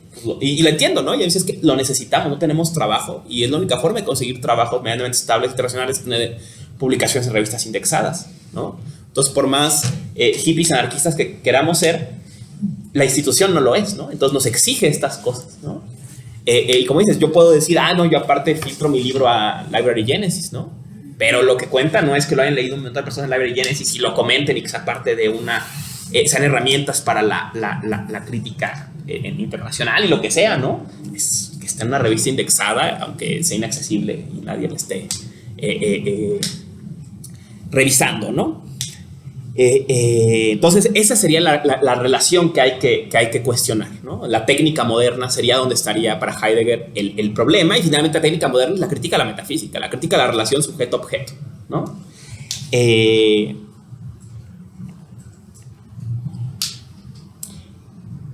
Y aquí tocamos el tema que mencionamos hace rato, ¿no? Lo que hace la técnica moderna, ¿no? Dice Heidegger, el ser humano, al convertirse en el centro, deviene infundado, ¿no? O sea, queda volando, ¿no? Queda esta experiencia del nihilismo de la muerte de Dios, ¿no? Todo es nada más para mí. O sea, no es para un fin superior, para irme al cielo, nada más es para que yo esté feliz ahora y que aumente mi felicidad. Y, ¿no? Dice este ser humano que pierde su lugar en el mundo y se pone en el centro, lo único que puedo hacer es asegurarlo todo, ¿no? Entonces, dame felicidad, mundo, dame felicidad y dámela ahora, ¿no? Y asegurarlo todo, o esta estructura de aseguramiento, técnica, esta técnica que asegura, Heidegger le llama Gestell, justamente, estructura de emplazamiento, ¿no? Y va a jugar mucho con esta palabra, ¿no? La Gestell, decía, es poner en una estantería. Lo que hace la Gestell es inventariar lo ente, digamos, ¿no? Entonces, si yo soy el centro y todo es para mí, pues tengo que acomodármelo todo al alcance, en un buen inventario para poderlo usar, ¿no? Pensemos en esta banda Prepare, ¿no? Que tiene preparado así que va a ser cuando llegue el fin del mundo y tiene un montón de latas y un montón de cosas, ¿no? En el fondo es lo que hacemos todos. Lo que hace la técnica moderna es, ¿no? Aquí hay agua para 3 años y aquí hay litio, ¿no? Decía el gobierno, ¿no? El litio es nuestro. Número 1, ¿de quién? Del gobierno será, de la CFE quizás y de los inversionistas en CFE. Y número 1, ¿qué idea tan loca como que el litio pueda ser tuyo? El litio es una piedra en una montaña, o sea, ¿de dónde viene no? ¿Cómo que es tuyo? ¿No? Decía un líder nativo americano, hubo un tratado con el gobierno norteamericano y una de las prerrogativas fue que les daban derecho de usar un río. Y el líder dijo, el jefe dijo, güey, o sea, jamás se me ocurrió la idea de que de alguien pudiera hacer un río. ¿Cómo que va a ser? ¿Cómo es ustedes el río? O sea, entiendo que ustedes tengan su tierra, pero el río, ¿cómo va a ser de ustedes el río? Es una idea absurda. Le dijo, ese río siempre fue de todos, o sea, y vamos a seguir tomando agua de ahí porque pero es absurdo que el río sea de usted o que tenga el gobierno de Estados Unidos derecho sobre el río, ¿no? Pero eso es lo que hace la Gestell, ¿no? O sea, la Gestell es asegurar todo lo ente y ponerlo en su lugar para tenerlo listo para sacarle energía cuando sea necesario, ¿no? Y entonces, dice Heidegger, la contraparte de la Gestell es convertir a todos los entes en existencias, ¿no? Si es un inventario, pues todos son existencias, ¿no? E imaginemos, ¿no? Cómo los gobiernos tienen estos grandes, sobre todo está muy conectado, y aquí vemos cómo se toca con Junga, con los procesos de guerra del siglo XX y con la abolición total, ¿no? En que todo tiene que estar inventariado para usarlo en la guerra, ¿no? Tenemos tanto petróleo, tenemos tantas balas, tenemos tantos jóvenes de más de 18 años que pueden pelear, tenemos tantos tanques, tenemos tantos agua, tenemos tanto trigo, ¿no? Todo está inventariado, ¿no? Imaginen estos almacenes militares, ¿no? En que hay alguien que tiene una hoja de todo lo que tienen en provisiones, así todo el país y eventualmente todo el planeta, ¿no? Inventariado, ¿no? Y pensemos, ¿no? Cómo es países como el caso de Qatar, ¿no? Que descubren estos depósitos de gas y de pronto tienen, ¿no? No, ya cambió todo, ahora inventaríamos un montón de gas que es especulativo, o sea que se piensa que hay ahí, que se va a explotar a lo largo de los años, pero todo el mundo quiere ese gas, ¿no? ¿No? México, en el caso, vamos a hablar de ese ejemplo de verdad, el de las hidroeléctricas, ¿no? Estaba un cañón que ha estado ahí durante miles y miles de años y le dijo, tenemos electricidad, ¿no? Aquí hay electricidad, ¿no? En el caso, bueno, de la que afortunadamente se ha logrado parar, de la termoeléctrica en Huesca, ¿no? Tenemos energía. En estas montañas hay energía. Energía para la industria, que todavía no existe, pero la van a construir, ¿no? Y hay agua para enfriar los equipos en el río de Cuautla, ¿no? Entonces hay todo, ¿no? O sea, pero es esa idea, ¿no? De aquí hay estas existencias, ¿no? Y acomodarlas todas, ¿no? Y ahorita no la vamos a usar esta, pero en unos años vamos a empezar a explotar esta. Y luego ahorita explotamos esta y tenemos esta reserva para que cuando haya que explotarla, la vamos a explotar, ¿no? Y así está esta relación de la Gestell, ¿no? Se ha especulado mucho sobre estas relaciones con la guerra en Ucrania, ¿no? Todo el tema del inventario de trigo, ¿no? Y cómo ese trigo es tan importante, por ejemplo, para Medio Oriente, ¿no? Todo el inventario de petróleo y de gas que es tan importante en Europa, ¿no? Entonces, al final, diría, es una guerra que se pelea con recursos, no con balas, ¿no? Se pelea con estos inventarios, ¿no? no gana quien es más valiente o quien tiene más recursos, ¿no? Quien tiene más inventariado, ¿no? Entonces dice, y aquí tocamos el tema de la voluntad de voluntad, ¿no? Dice Heidegger, este mundo deviene objetos para un sujeto, ¿no? Y este sujeto ya no tiene nada más que quererse así acrecentado. Y tomando este término de Heidegger, de Nietzsche, esta idea es la idea de la voluntad de voluntad. El ser humano es solamente esta voluntad que se quiere así aumentar. Más felicidad, más placer, más felicidad, más placer, más energía, más recursos, más rápido, más, ¿no? El progreso tiene un símbolo de más, siempre, ¿no? Más, ¿no? Y pensemos, ¿no? En estos relatos del siglo XX de ciencia ficción, ¿no? O sea, imaginamos todo menos que las cosas fueran exactamente igual que en los años 60, ¿no? Siempre iba a ser más, todo más, ¿no? Todo aumentado, ¿no? Si ahorita tienes una tele, ahora va a ser doble, ¿no? Si ahora tienes un celular de 8 GB, el próximo que compres va a ser de 32 GB, ¿no? Siempre más, ¿no? Decía Jung usa el ejemplo de esto en las Olimpiadas, ¿no? Dice, las Olimpiadas hacen eso con el cuerpo humano, ¿no? El récord de esta Olimpiada es 5, la próxima tiene que ser 4, la próxima tiene que ser 3, y dices, bueno, o sea, no hay límite para el cuerpo humano, ¿no? O sea, es más, ¿no? Y aparte dices que es un problema porque se convierte en un proceso que se autoconsume. No va a ningún lado, solo así. Este es un fenómeno que llama Byung-Chul Han, que es otro de los grandes herederos de esta época de Heidegger. Dice, es una época de velocidad y esa velocidad se pierde en una aceleración al abismo. Entonces, a la vez que vamos rapidísimo al futuro, parece que estamos estáticos, porque no hay objetivo. Nada más andamos. Más, ¿no? Si él te pregunta, ¿y cómo crees que sea ese mundo en 30 años? Lo más normal es decir más. Como es ahorita, pero más. ¿No? Más rápidas las computadoras, más internet, los teléfonos van a ser más rápidos, va a haber más gente, va a haber más, ¿no? Más inflación, lo que sea más. Los carros van a ser más rápidos, ¿no? O sea, parece inimaginable un futuro que fueras una máquina del tiempo y cuando llegaras todo fuera igual, ¿no? O que viviéramos otra vez como en el siglo XIX, ¿no? Eso no se puede, siempre tiene que ir para más. Aunque, como decía Byung, o sea, al final pues es un más, pero es un más vacío porque no va a ningún lado. Entonces estamos más cerca de nada, ¿no? O como dijo poéticamente el grupo de punk Gatillazo, ¿no? La carrera hacia ningún lado nunca acabará, ¿no? O sea, si no vamos a ningún lado, pues nada, nos vamos a seguir más, ¿no? Y es aceleración que se pierde en el vacío, ¿no? Vamos más rápido, porque como no vamos a ningún lado, parece que no cambia nada también, ¿no?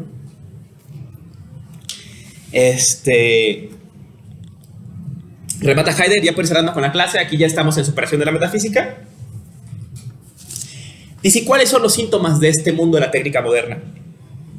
De este mundo de la voluntad de voluntad, de este mundo de el olvido del ser y de este mundo en que el ser humano deviene el fundamento y todo lo demás está para servirle como existencias inventariadas, ¿no? Dice Heidegger, primer síntoma, dice, esta es la era de la errancia. Y aquí es un juego de palabras muy hermoso que se traduce al español muy bellamente. Este es un juego de palabras que empieza de la esencia de la verdad. Dice Heidegger, el opuesto de lo verdadero es lo falso o lo erróneo. Dice, pero lo opuesto de la verdad no es el error, sino es la errancia. Dice, si la verdad es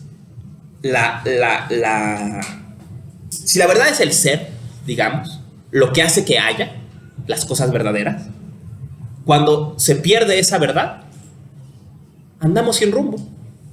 Errantes. Todos no estamos en el error. No es un error. Andamos errantes. Porque no tenemos a dónde ir, ¿no? Es la época de la errancia, ¿no? Entonces, por eso, el primer síntoma es la errancia. Que no vamos a ningún lado, ¿no? Más, pero ¿para qué? ¿Y todo esto para qué? ¿No? ¿No? Decían los caricaturistas españoles de la transición, ¿no? Que si hoy estoy triste, Y va con la psicóloga y dice, a ver, pero tienes carro, sí, y tienes trabajo, sí, y tienes familia, sí, y vacaciones fuera, sí. Entonces eres feliz. No entiendo, o sea, pero ¿por qué? Tienes todo, o sea, pero ¿y para qué? O sea, ya tengo todo, pero aún así nunca llega esa felicidad deseada, nunca llega ese objetivo deseado, ¿no? Entonces está la errancia. Otro síntoma, dice él, es la desertificación. Y el fenómeno de desertificación, Heidegger le da una dimensión mucho más amplia. Dice, y es una expresión jungeriana, ¿no? Dice, este mundo es un desierto. No porque se está acabando el agua, sino porque ya no hay cosas. Las cosas aparecieron. Y todo se convirtió en esta arena informe que es la energía. Un poco aquí podemos conectarlo con Marx, ¿no? Con la relación valor de uso y valor, ¿no? Cuando desaparece el valor de uso en favor del valor, desaparecen las cosas y solamente existe el dinero. ¿Qué es esto? 100 pesos, ¿no? O sea, no es mi botella que ha sido muy importante para mí, que me llevé de viaje y que una vez se me cayó y que no, o sea, es 100 pesos, ¿no? Desaparecen las cosas y todo se convierte en un gran desierto, ¿no? En una masa informe, ¿no? Imaginemos en esta película clase B, La Mancha Voraz, ¿no? De Blob, ¿no? Así, se come todo y se convierte en esta masa sin forma, ¿no? Y eso es el mundo moderno, dice un desierto.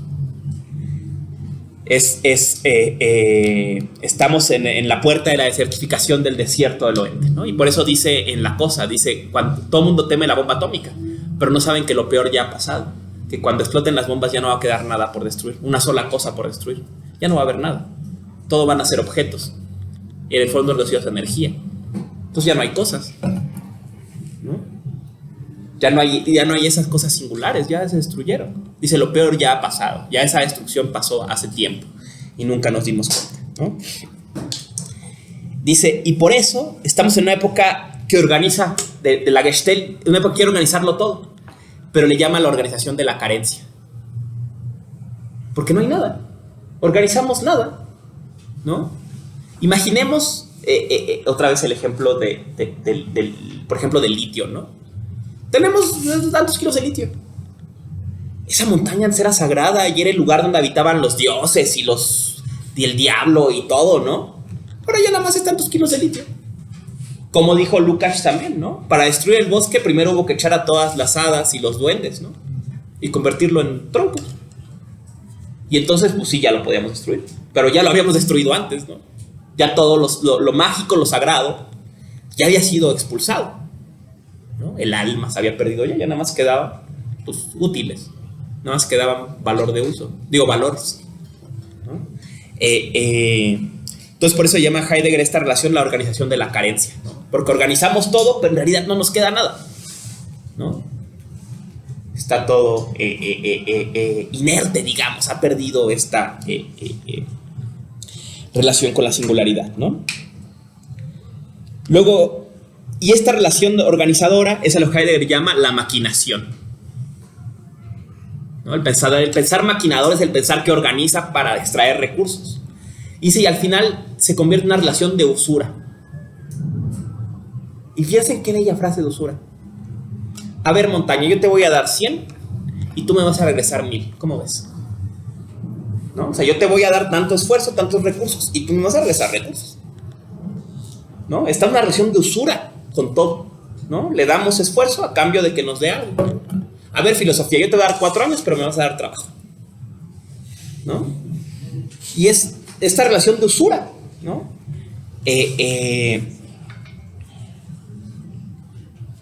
Otra característica, dice, ya hablamos un poco de ella, en el carácter planetario. Dice, esta relación con lo ente no está ya enclaustrada en Alemania, sino es una relación con el conjunto de lo ente. Y peor aún, dirá Heidegger, y el día en que el ser humano salió de la Tierra, también salió la técnica moderna, ¿no? Y ya están especulando cómo van a hacer para convertir la Luna en recursos, o Marte, o donde sea, ¿no? No lo han hecho porque no han encontrado una forma de traerlo, pero ya están contabilizados cuántos recursos hay allá y cómo se van a traer, y están especulándose, ¿no? ¿No? O sea, ya está hablándose de cómo montar estructuras para extraer energía del sol desde el espacio, ¿no? El dios sol convertido en un recurso, la base de la fusión nuclear, de la posibilidad de que haya los elementos. Un recurso, un vil recurso, ¿no? Heidegger todavía es previo a la época de los inicios, sobre todo estos son previos al inicio de los viajes espaciales, pero quien sí trabajó mucho este tema fue, y vamos a hablar de después, es Paul Virilio, ¿no? Paul Virilio tiene una carta que es, ¿no se llama Paul Virilio esa carta? Que dice así como carta en el momento, carta sobre la foto que toma el Voyager de la Tierra o algo así, ¿no? Y habla sobre, ¿y qué pasó? Dice, la idea de lo planetario se volvió mínimo. Decía él, dice, el planeta se convirtió en una cárcel. Lo que antes era todo, ahora nada más es así, ¿no? Se perdió toda distancia, dice, ya todo se redujo en el momento en que lo vimos desde fuera, ¿no? Toda esta especulación del carácter planetario, ¿no? La técnica, aquí se da la técnica planetaria de Heidegger, ¿no? Otra cosa que caracteriza, que ya hablamos de ella, es la no distinción entre guerra y paz, ¿no? Que va en el mismo tono jungeriano, ¿no? La guerra fue el mecanismo que se empleó para poner todo lo ente disponible en inventarios, y esa relación se mantuvo después del fin de la Primera Guerra Mundial y continúa hasta el día de hoy con estas guerras que no tienen fin y que permiten que todo esté inventariado, ¿no? Una guerra en la que todos contribuimos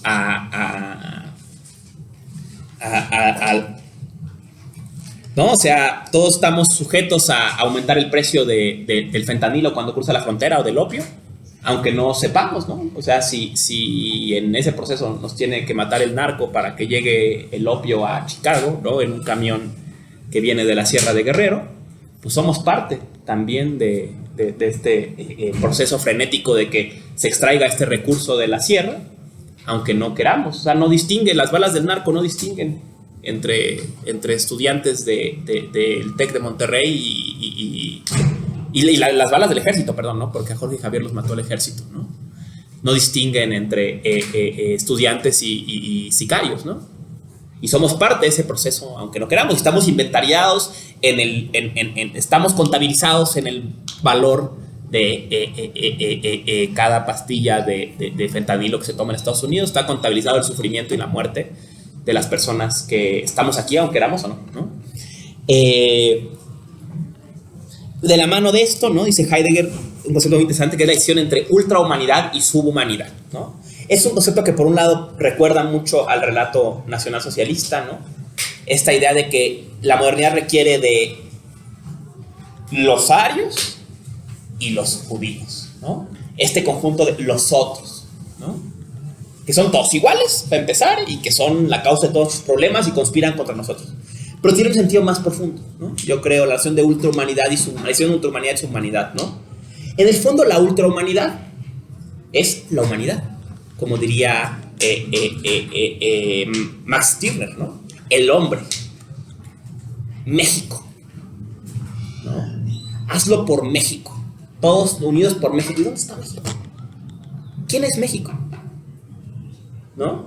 Nos fregamos todos por México, o por la libertad, o por Alemania, como decía Junga, ¿no? Si le preguntaras a un soldado por qué iba a pelear, diría por Alemania, aunque no signifique eso nada, ¿no? O sea, estamos todos convertidos en animales de trabajo. A pesar de que el hombre es el centro, los seres humanos concretos somos animales de trabajo, somos útiles también. Dirá Heidegger, los más valiosos, porque estamos dispuestos a disolvernos en el proceso técnico, ¿no? Y aceptarlo y a normalizarlo, ¿no?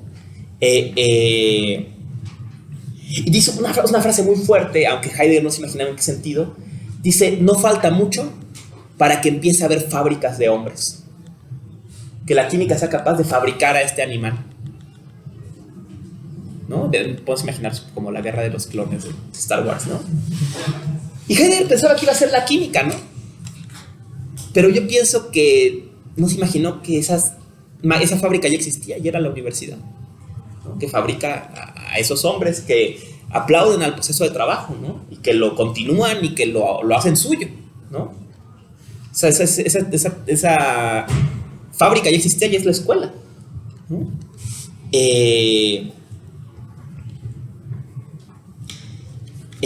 Otra relación, ¿no? Dice, es la sectorización, ¿no? otro síntoma del nihilismo es sectorizar lo ente, ¿no? Y esta sectorización va acompañada de una cosa que llama el dirigismo. El mundo moderno es una gran máquina. Y aunque hay la apariencia de que hay quienes la controlan, realmente estos dirigentes sectoriales no son más que operadores. Dicen, tiene una frase muy bella, ¿no? Dice, una cosa es señorear, ¿no? Tú decir qué quieres que pase, y otra cosa es operar, ¿no? O como él dice, él lo dice sobre él mismo en el discurso del rectorado, dice, el rector no es ningún Führer, no es sino un interventor entre las instituciones de la universidad. Y la palabra interventor es muy interesante porque en alemán significa interventor en el sentido como de mediador, pero también significa conmutador, como en el telefonista, ¿no? Las conectas un cable a otro, ¿no? Ese es quien dirige este mundo, dice, nada más toman un memo, se lo pasan a otro. Este concepto lo va a rescatar también Hannah Arendt en sus famosos artículos y luego el texto sobre la futilidad del mal, ¿no? Dice, todo el mundo pinta que los nazis eran los peores. Fui a un juicio y descubrí que nada más era un burócrata que ponía un sello y lo pasó. Dice, y también había uno que nada más abría la llave del gas. Y había uno que nada más señalaba hacia dónde había que ir. Y había uno que nada más manejaba el tren. Y había uno que nada más llevaba los cohetes. Y había uno que nada más ponía las balas en las cajas. Y dice, ¿quién es el malo ahí? Dice, este güey que puso un sello. Porque lo que están pintando los pesos, y por eso fue tan controvertida Hannah, entre otras cosas, ¿no? Dijo, lo que el relato de posguerra dice es que este tipo es el diablo, porque puso un sello. Y la verdad es que es un burócrata. Dice, el mal es el sistema.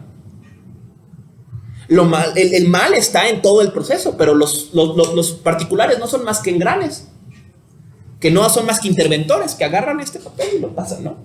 Recuerdan quien guste los Simpsons, el de Pete Porter en Pasadena, ¿no? Que está pasando un paquete el señor Burns y es un sobre y es para Pete Porter en Pasadena y todo el mundo se lo pasa de mano en mano hasta que llega Homero y se lo regresa al señor Burns porque leyó el remitente, ¿no? Es un gag muy tonto, pero es esa idea, ¿no? Y pensémoslo, eso quiere decir antes de darte la... No quiero te levantar la mano, ¿no? Perdón, habéis levantado. Esta idea que es un relato que todavía tenemos, ¿no? De los dirigentes, ¿no? No, es que Grago está destruyendo la UNAM. No, es que López Obrador. No, es que Donald Trump. No, es que Putin. O sea, Heidegger va a decir, ¿tú crees que Putin tiene alguna agencia sobre lo que pasa? Putin hace esto, pone un sello y lo pasa. Entonces luego pone un sello y pasa. Y sale en la tele y dice alguna estupidez, ¿no? La Gestalt se opera sola. Y incluso los dirigentes ya están pensando evidentemente en Hitler, en Stalin, en Churchill. Nada más sellan, pasa. Son quienes dan la cara, pero nada más sellan y pasa, ¿no? Y Heidegger lo sabe, porque él también nada más selló y pasó cuando fue rector. Y él lo dice, yo nada más era un conmutador, ¿no? Pasaba un memo aquí, lo firmaba y piensen cómo la universidad funciona así.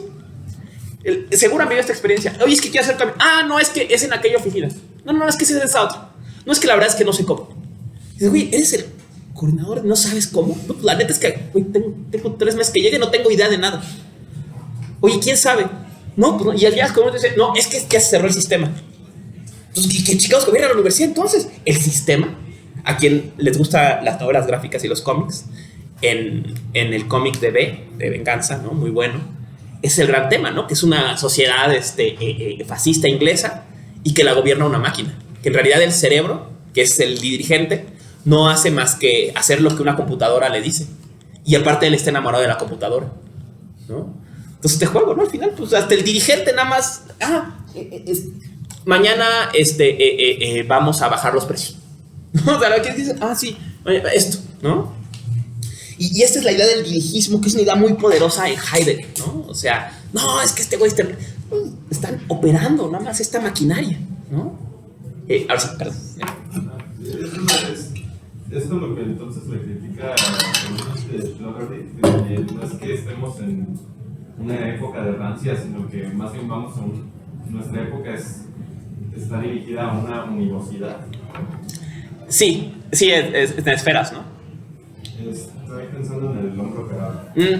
Sí, en cierto sentido, aunque en el fondo comparten la misma idea. O sea, Heidegger lo único que dice es, vamos a lo mismo, pero eso tampoco es ir a ningún lado, ¿no?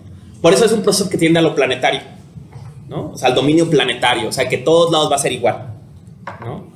Y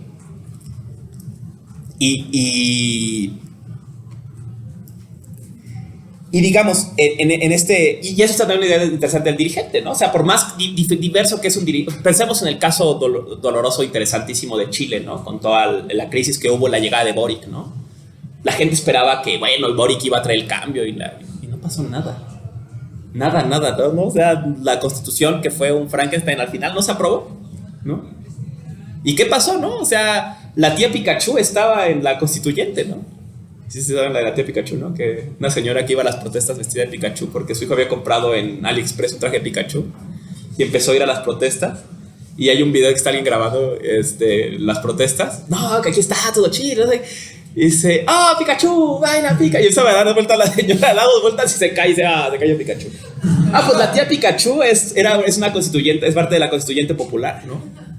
Incluso gente que nosotros llegamos a conocer aquí en México estaba en la constituyente, sobre todo de los círculos de la red contra la violencia de género, estaban y no cambió nada, ¿no? Entonces, o sea, y es un poco la idea que Heidegger empieza a apuntar, o sea, por más que esté la tía Pikachu, no hay cambios, güey, o sea, ¿no? Y es que como su gran, pues claro, él mismo se desencantó de su Führer, ¿no?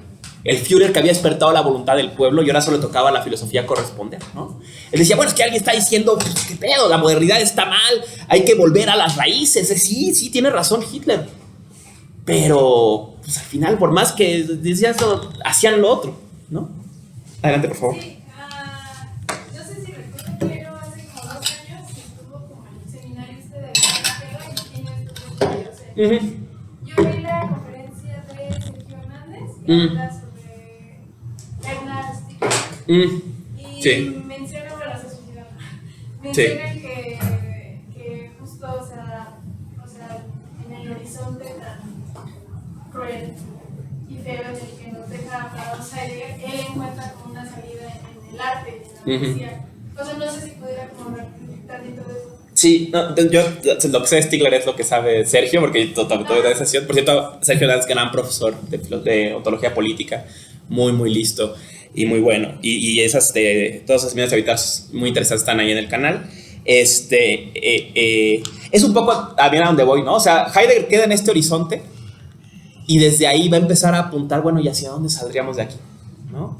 Y es un poco... Te voy a decir cómo Heidegger lo contesta él mismo, ¿no? En la entrevista de Spiegel de 74, creo, 2 años antes, un par de años antes que falleciera Heidegger, le preguntan sobre todo el proceso del nacionalsocialismo, ¿no? Y es la famosa primera confesión de Heidegger, aunque ya había habido otras y ya mucho publicado. En un momento le preguntan, con todo este diagnóstico que hace usted de la técnica moderna, ¿cuál cree usted que es la corriente política adecuada? Y dice, esa pregunta es crucial. Y yo no sé la respuesta. Pero te puedo decir que la que sea no va a ser adecuada a nuestro tiempo. En este tiempo todo funciona. Entonces, lo que sea que salga de esto va a ser algo que no funcione, que no esté articulado en esta lógica. No sé qué sea. Entonces el mismo Heidegger dice, él se quedó trabado. Dice, ¿cuál es la salida? No sé. La que sea va a ser una que va a chocar con todo, que no va a encajar en este mundo.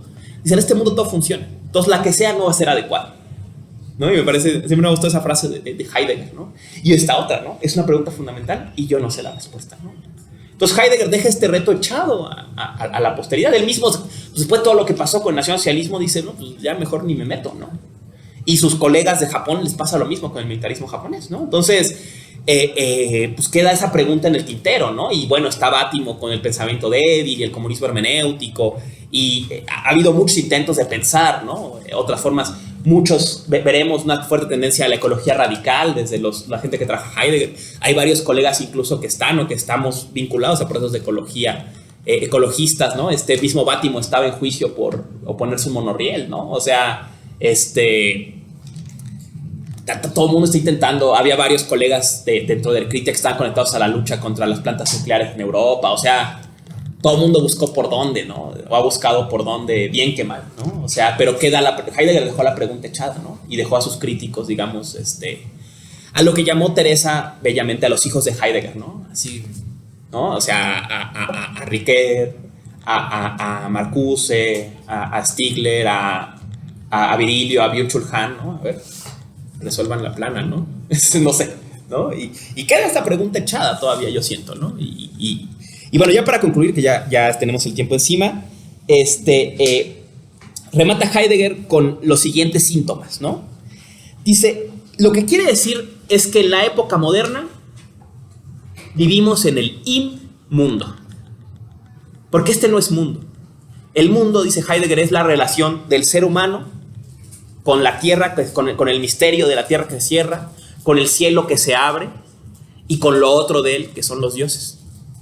Pero si el ser humano es el centro, los dioses están huidos, la tierra está olvidada y el mundo está convertido en esta gran fábrica, esto no es un mundo, esto es un inmundo, ¿no? Dice, este inmundo, dice, es muy bello, dice, es la estrella de la errancia. El ser humano anda perdido, ¿no? Sin tener a dónde ir.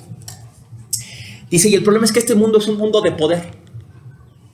Y aquí es donde también toca con otros de alguien que sigue pensando con Heidegger, que es Foucault, ¿no? Es un mundo de poder. Y el problema entonces es que no hay forma de vencer al poder a través del poder. Dice, todo el mundo habla de tomar el poder, del cambio de poder, pero es poder al fin. Entonces, gane quien gane, gana el poder, ¿no? En la guerra por el poder siempre va a ganar el poder. Entonces, es el mundo de la acción, dice al final de su práctica metafísica. No hay ninguna acción que nos saque de este mundo de la acción. Dice, ¿qué salida puede haber, ¿no? Y entonces Heidegger empieza a imaginar. Dice, en la pregunta por la técnica, ¿no? Dice, no es lo mismo el molino del campesino que se mueve con el río y poco a poco va ahí moliendo el granito que una hidroeléctrica. Es una relación distinta, ¿no? Es posible relacionarnos con la naturaleza sin tener que devastar, ¿no? Dice después, dice, hay que volver a los límites de lo posible, ¿no? Dice, por ejemplo, dice, la nación de las abejas y de las hormigas no rebasan el límite de lo posible.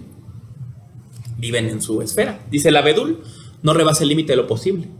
Dice, ni siquiera el campesino que recibe el don de la tierra rebasa el límite de lo posible. Dice, es el ser humano moderno quien quiere todo, ¿no? Quien no se limita a su lugar. Entonces, para Heidegger el cambio estaría, dice, primero que nada, superar el nihilismo es empezar por saber el nihilismo. O sea, por entender el problema de la sustracción del ser y por una reducción de la centralidad del ser humano. Y en esta reducción, uno entra en relación con lo otro, con el mundo que se abre, con el cielo que se abre, con la tierra que se cierra como misterio y que no sabemos y que nos es inaccesible, como decían las revolucionarias kurdas, ¿no?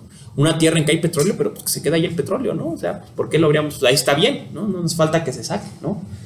Y con lo otro de nosotros, ¿no? Que nos permite entrar, él dice, en la cercanía de la lejanía de los dioses que se han ido. ¿Qué son los dioses en Heidegger? Lo otro. ¿Qué hay más en el mundo que nosotros? Que hay algo que nos excede. Esa es la idea, mi interpretación hasta donde he leído a Heidegger, de la idea de los dioses.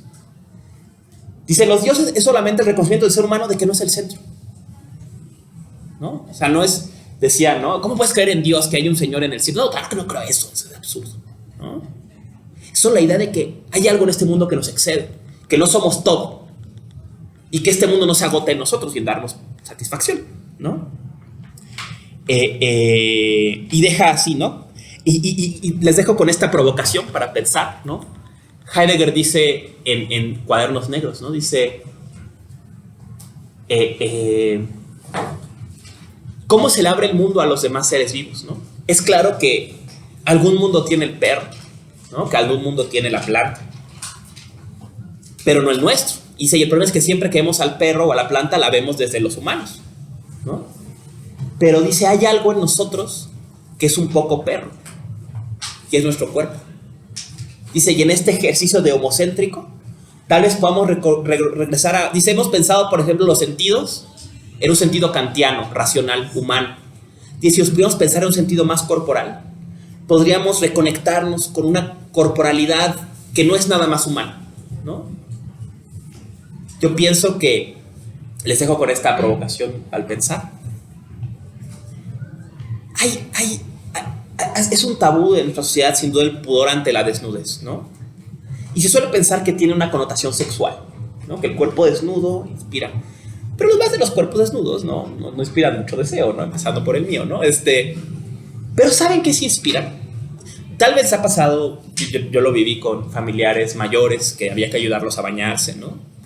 Cuando uno ve un cuerpo humano, te recuerda que somos animalitos, ¿no?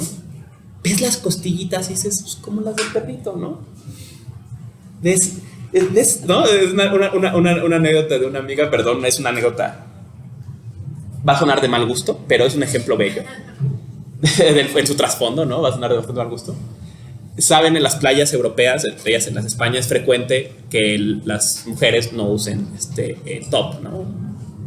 Y me decía, güey, es que los pechos tienen un gran tema en la sociedad occidental, ¿no?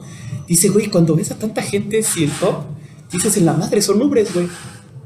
Son ubres, o sea, como los demás animales. No son nada misterioso, güey, o sea, pero es que tal vez el tabú no está en que sean sexuales, sino en que son animales. Que cuando vemos nuestra carne, vemos que somos como el perrito y que somos como el arbolito, o sea, y que no somos el animal racional, no somos el sujeto, sino que somos un animalito, ¿no? Y a lo mejor ese es el tabú de ver del cuerpo desnudo, que es vernos como animalitos, ¿no? Como otro animal entre tantos, ¿no? Y que te merece, decía Christopher Ives, ¿no? Que tiene tanta dignidad un ser humano como un perro y como una zanahoria, ¿no? Que no hay, o sea, que somos tan zanahoria y tan perro, ¿no? Entonces tenemos la misma dignidad, ¿no? Y el mismo valor, nuestra vida y nuestro bienestar, que el de un ser humano, y él es un filósofo budista, ¿no? El de un perro y el de una zanahoria, ¿no? En fin, hasta aquí dejo la clase. Próxima semana nos alejamos de las costas occidentales y vamos a empezar con introducción global al budismo. Lean el Sutra Corazón y el Sutra Diamante. Están en el Mega, pero se consigue con mucha facilidad. Lean los completos, son muy breves. Y si quieren algo más de historia, a mí me gusta mucho un libro que se llama Cosmologías de India, de Juan Arnau. Aparte es un colega muy querido que ha venido mucho a México y muy buena onda. Un gran sanscritólogo. Lean la parte del Veda y la parte del budismo, de Cosmologías de India, de Juan Arnau. Es un libro muy breve, es Vedas, Samkhya y budismo. Si pueden leer los tres está bien, se lee muy fácil. Y si nada más pueden leer una cosa, lean los sutras, ¿no? El Sutra Diamante y el Sutra Corazón, ¿no? Y entramos a Filosofía de India, la clase que viene, ¿no? Muchas gracias y nos vemos la semana que viene.